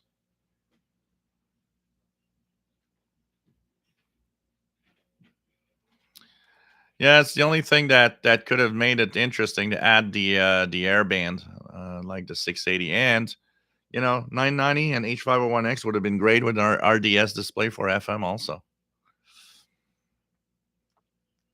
Welcome back, Chastank.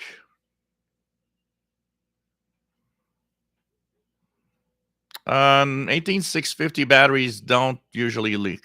They are rechargeable batteries, which normally don't leak.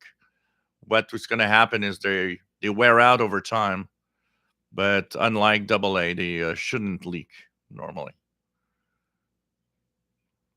WF7i Homebrew, I'm still sad about that Ethon. I would have loved to had an upgrade to my old E1, but that radio wasn't the one. Nope. Yep, great condition for its age, absolutely.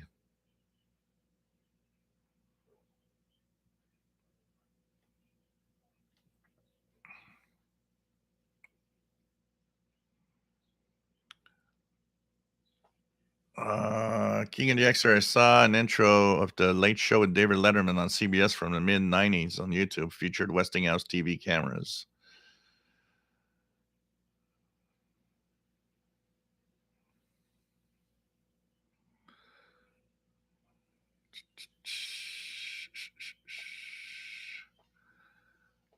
What else do we have?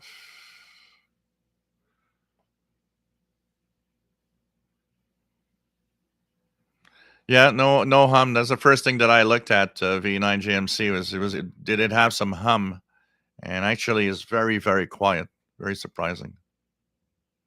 VE2F JJ, nice to have you here.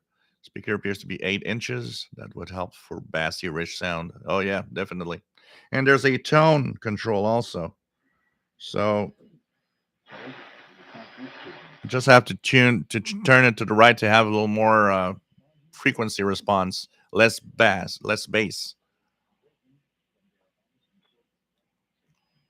Bring back wood cabinet radios.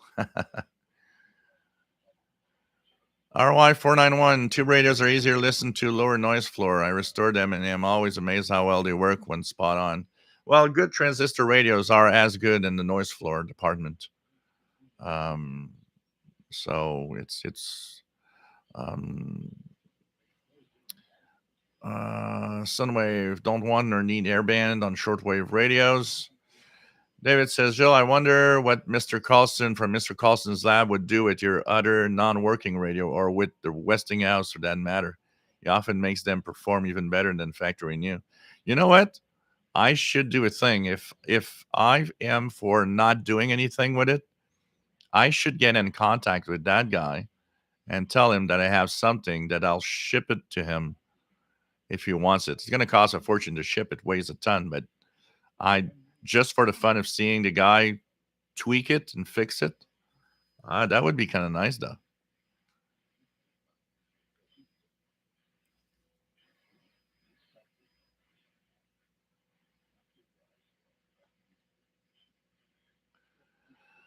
Princess Moore, lovely project, Jill. I guess the people who sold it to you gave it a good clean, as masses of dust can be a fire hazard on valve equipment. Thoughtful seller. You know, it's interesting because I saw that guy. That guy makes garage sales very regularly. And I had never noticed that he has tons of paintings every time. I'm starting to wonder where if he doesn't go out at places, finds really cheap stuff and brings it home and does a garage sale with it, because um, every time it seems different. And he's popular. There's a lot of people there. He's got so many things that people seem to be interested in. Even paintings. You know, I never thought of buying a painting at a garage sale. It was not something that I would think of. But yet, I was looking, he had tons of paintings. And I could see a lot of people buying them. I was like, wow, okay. People are interested in that. That's kind of interesting. King and the Xers thinking of Mr. Carson, WKRP in Cincinnati. You know what makes me think of WKRP all week? I got a QSL card, which is VE3KRP, to the mail this week. And every time I see the KRP, the first thing I thought with the call sign was, are you a fan of WKRP in Cincinnati?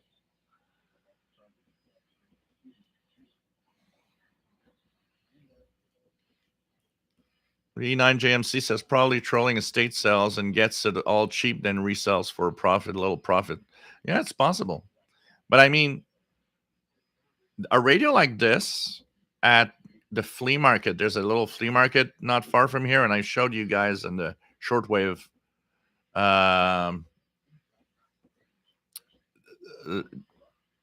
Facebook group. One of the guys has tons of radios, tube radios, and that a radio like this at the flea market would be 150 to 100 bucks. I tell you, they sell for that price there, and actually they don't sell. They just stay there because week after week I go and they don't sell it. because I don't think nobody wants to pay $200 for that. I would not pay $200 for that. So I was pleasantly surprised at $40 because I was like, whoa, okay, it's kind of interesting. So I'm happy with the find. Now the only thing left will be to fix the other one. Let's check the model number on the other one. Oh, did I? Oh, it's actually better than I thought. I think the alligator clip wasn't clipped well. So this is Voice of Turkey. And next to it is Brazil.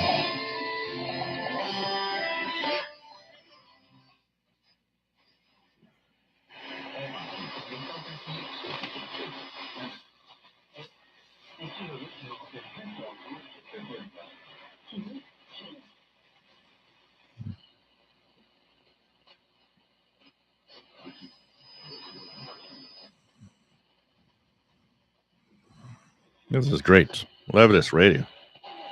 So 25-meter the band. entire EU, providing innovative solutions against cyber attacks. The commissioner said that only by working together can we build a better and more secure digital world for all Europeans. Look at that, Radio Romania. Look at how good it is. Romania held military and religious ceremonies to celebrate National Independence Day. On May the 10th, 1877, Prince Carol signed the proclamation for Romania's independence from the Ottoman Empire. 4 years later, on May the 10th, 1881, Carol I was crowned King of Romania. At the same time, Europe Day was celebrated on May 10th, and President Klaus Johannes issued a special announcement for this celebration. You have been listening to the Weekend Review.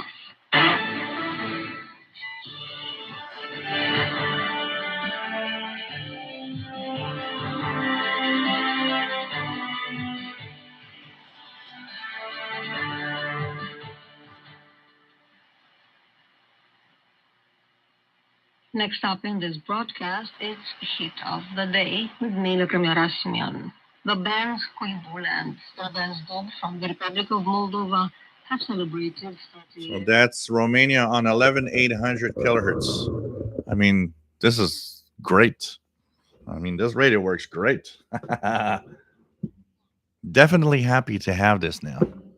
So I'm going to find it a nice spot right here, back here. So you see on the MLA30, tucked inside the chassis. That's what I'm going to do with the other one. I'll fake it with a Texan inside. But you know, the MLA30 didn't work well with this. It shows you that just didn't at all work well with that type of antenna, a magnetic loop. But you see, I put the end-fed V antenna from my Yaesu on it. Works fantastic. So it really needs a standard wire much more than anything else. So pretty cool. I'm happy with this thing. Definitely. John Beckham says the Westinghouse radio and its wooden cabinet makes me think of the beautiful wooden radio, realistic radio stereo speakers at Radio Shack back in the day. Yep. The turkey drop from WKRP. They're all on, for those of you that want to watch them again, they're all on YouTube. The whole WKRP series. Oh yeah, they're great, Robert Cross. Yep, getting more than $40 out of it for sure. It'll be up all night.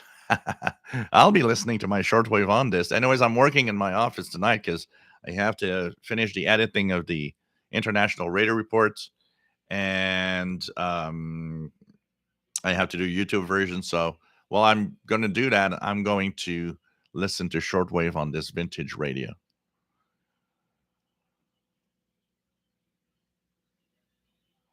N6 RLS, any advantage to using compressed air to blow out any dust in the variable capacitor in the GE radio? Probably a little dirt in there. Or do you already do that? Or did you already do that? I've never done it, but yeah, I would guess to remove the dust. That'd be nice. That would work.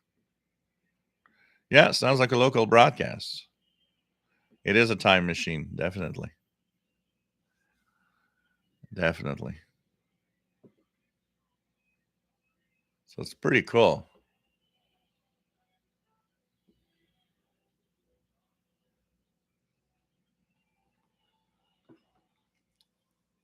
Take care, John.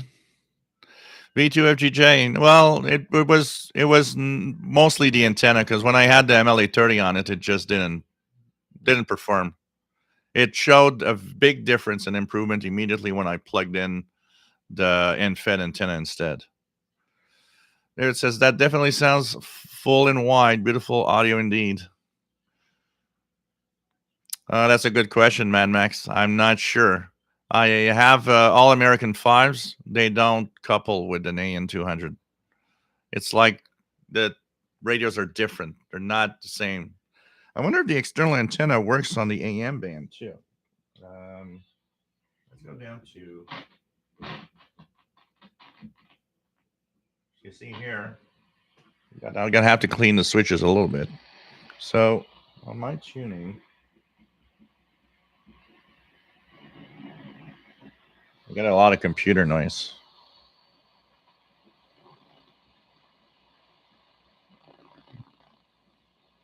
So I'm not getting. Am I on the bottom? Oh no, I'm not. Okay, here we go.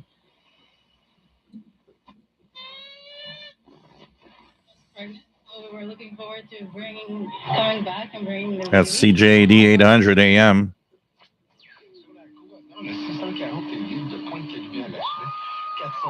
Oh, there's a tone here. This thing afloat. It's creating that tone on this AM stations with the end-fed V.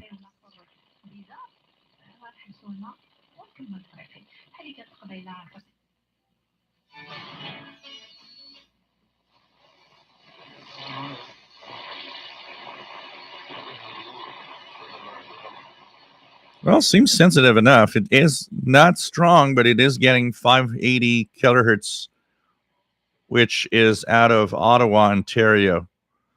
So it might be interesting tonight to tune around the medium wave band and see how it performs with that. Huh.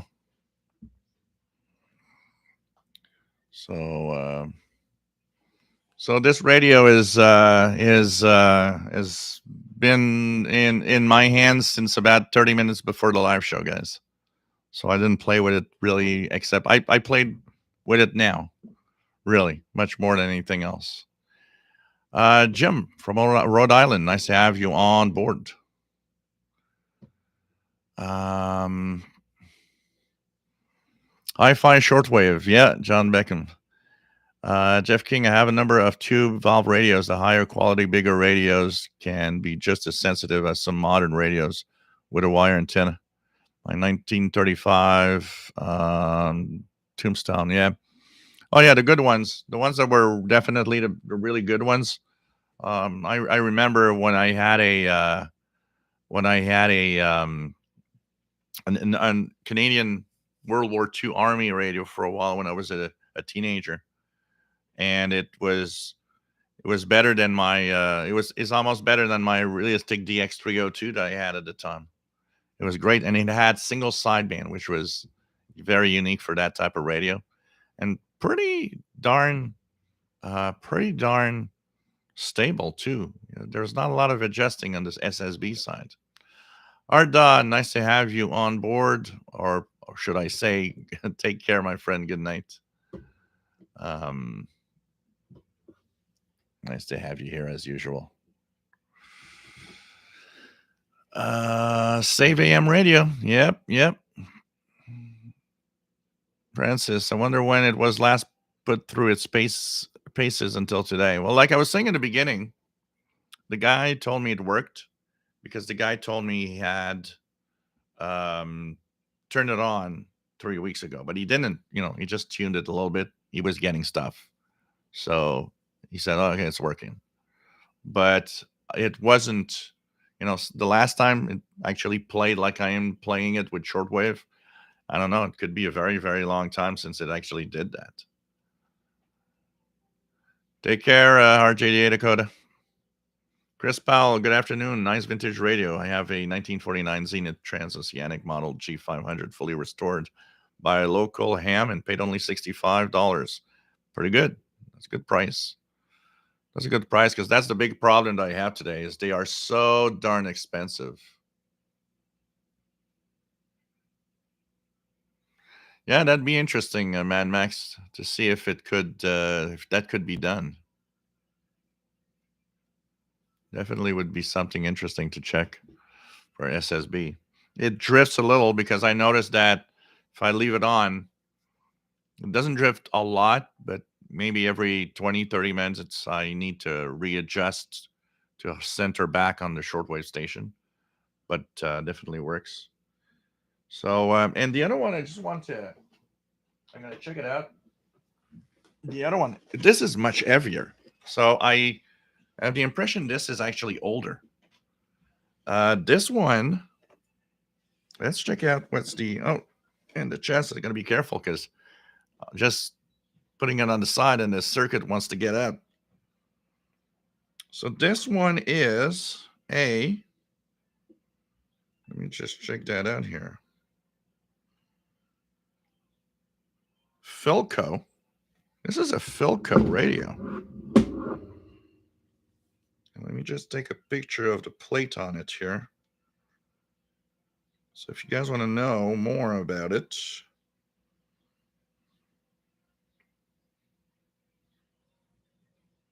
see, RCA Victor Company. M45A. RCA Victor Mike 45 Alpha.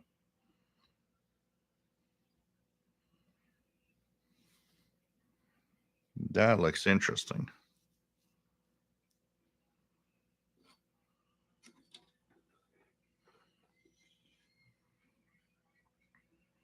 That's an antenna, apparently. Now this one, the power cord is completely scrapped. But yet it's rather clean still. And there's a switch at the bottom for something. So I don't know. That's going to be something to check out also.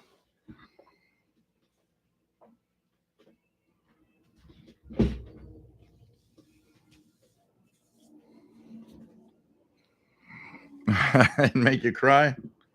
So here's the plate of the other one.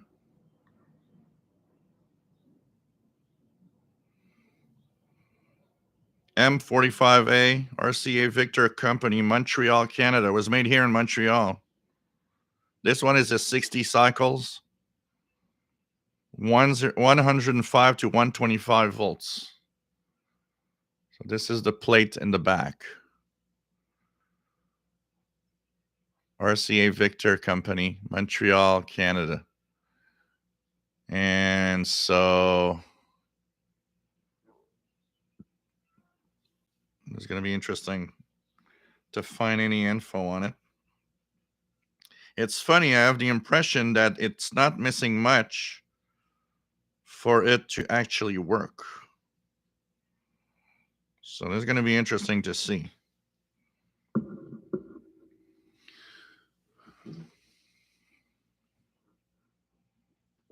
Let's check out. I'm going to do a little.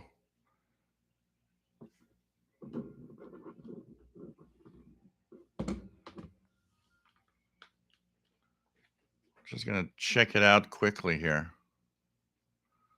If I could just quickly find the RCA Victor.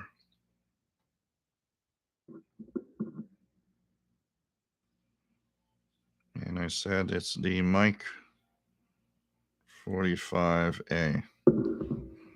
M45A. Radio. I got it here. Got it here. M45 RCA Victor Radio Montreal built. Built in 1945, guys. 1945. Just after World War II. This is so cool. Broadcast receiver. The one on the picture is beautiful. It's restored. Post-restoration, yeah. Valve tubes, 6SA7, 6SK7, 6SQ7, 6K6G, 5Y4G. Super heterodyne, ZF, IF, 455 kilohertz. Shortwave bands, electromagnet dynamic, LS, moving coil with field excitation coil. Wooden case. This I definitely need to have working again. Wow. 1945, guys. It's older than the other one, which I'm not surprised because of the weight. I've noticed that when you go into these tube radios, the older they are, the heavier they are. And that one is heavy, very heavy compared to this one.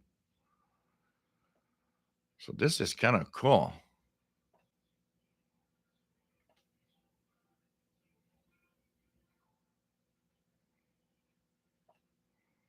Maybe if you have GJ 4647. So it was in that era.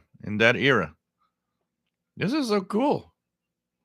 This is so freaking cool. And the 51, and 1951 is an old radio also. Pretty cool. Just thinking that,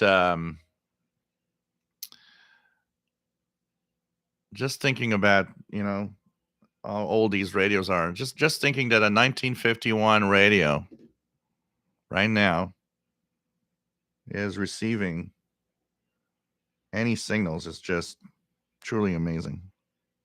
Let me go back up to the bands here. I'm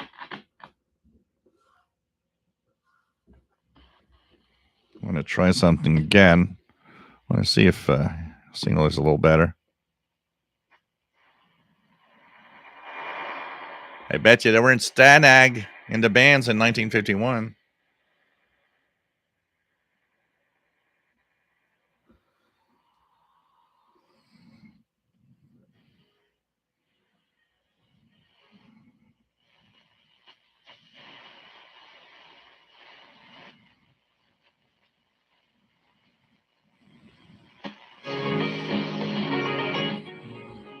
What is that? Radio Taiwan International via WRMI?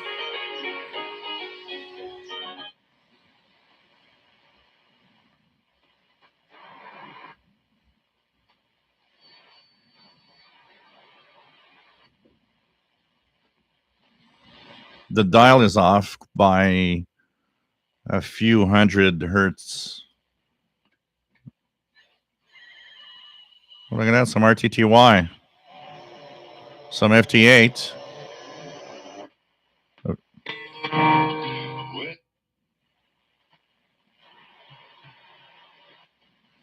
This is really cool.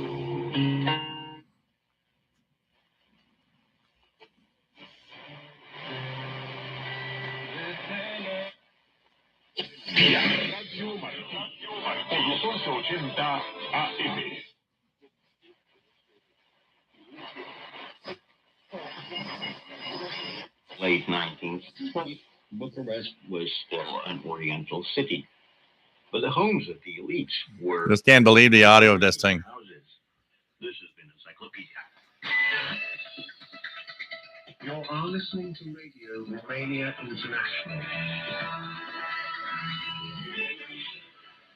Next in this broadcast, it's all that jazz. They are going to introduce you to jazz pianist Sabine Flood, who at 38 is considered one of the most exciting jazz musicians in Romania. This is pretty cool.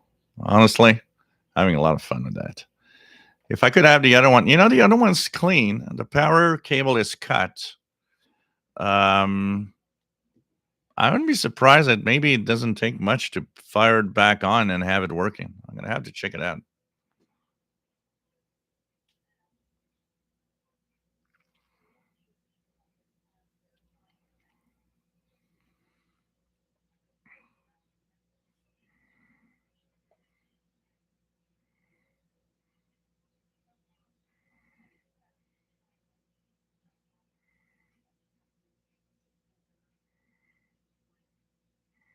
Yep, definitely now some fun, Rob. Definitely.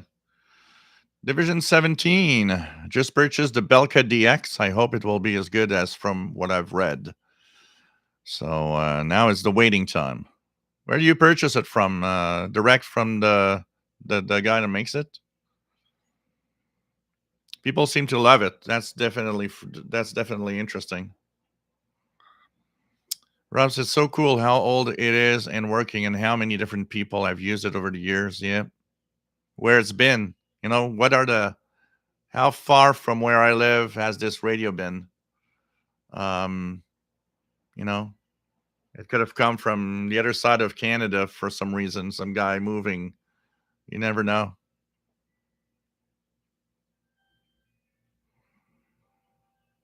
John Mickham says the 1950s was very innovative period for new radio design. Richard, nice to have you here from Albany, New York, WA2157SWL.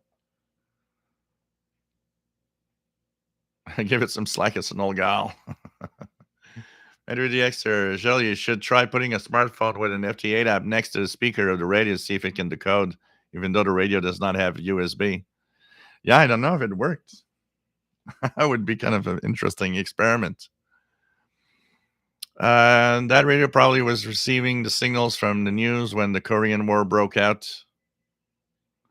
Berlin Wall went up. Vietnam News, Sputnik, John Glenn's orbit moon landings. Definitely.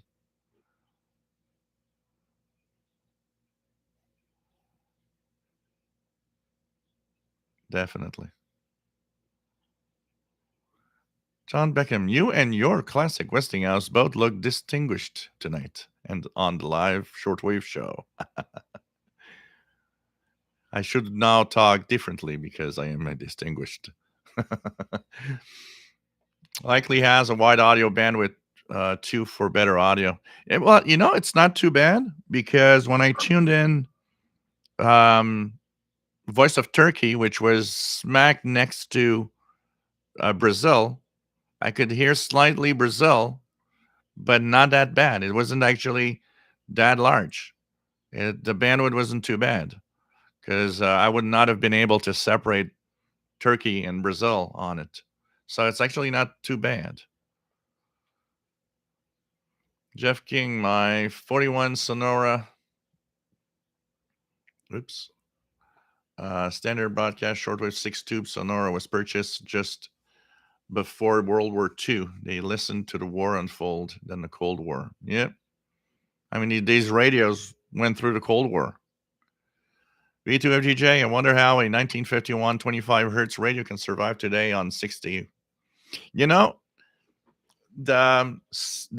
frequency of the current, actually, one of the things that you have is when you have a higher frequency, it tends to actually have less heat generated when you have higher frequency on currents. So it probably survived because it maybe gives it less stress. But my thinking now, it's an old radio, so it could be simply off on the dial. But something that came up in my mind was, could the 60 hertz current change its frequency, its IF frequency, for example, enough that it actually makes it off frequency because of that? I don't know. Artists, all the crafters. Yep, looks like you got a good deal on that radio. Little work could go a long way. Yeah, capacitors are something to check for. Definitely. Division 17. I've got a 1954 Telefunken Concertino shortwave that works amazingly well.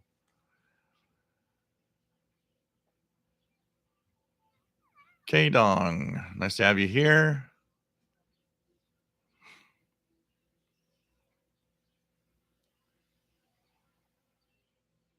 Raymond, nice to have you here, Raymond. We had a AR88 RCA years ago. It was the best audio sensitivity. Pretty cool.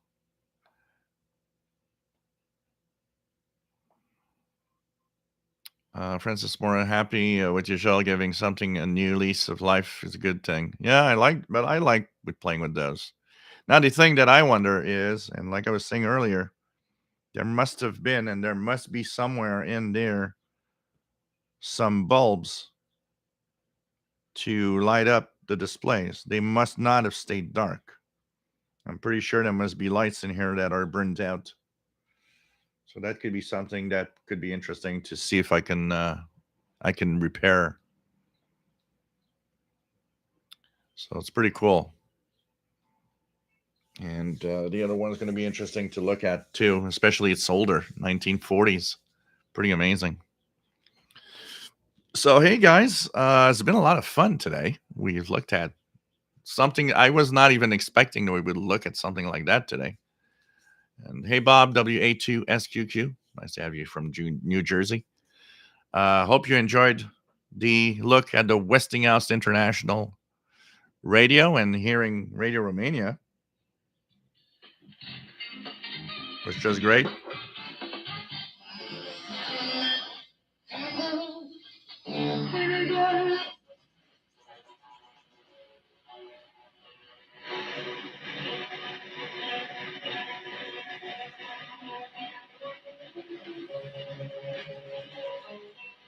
Some Chinese music of some sort.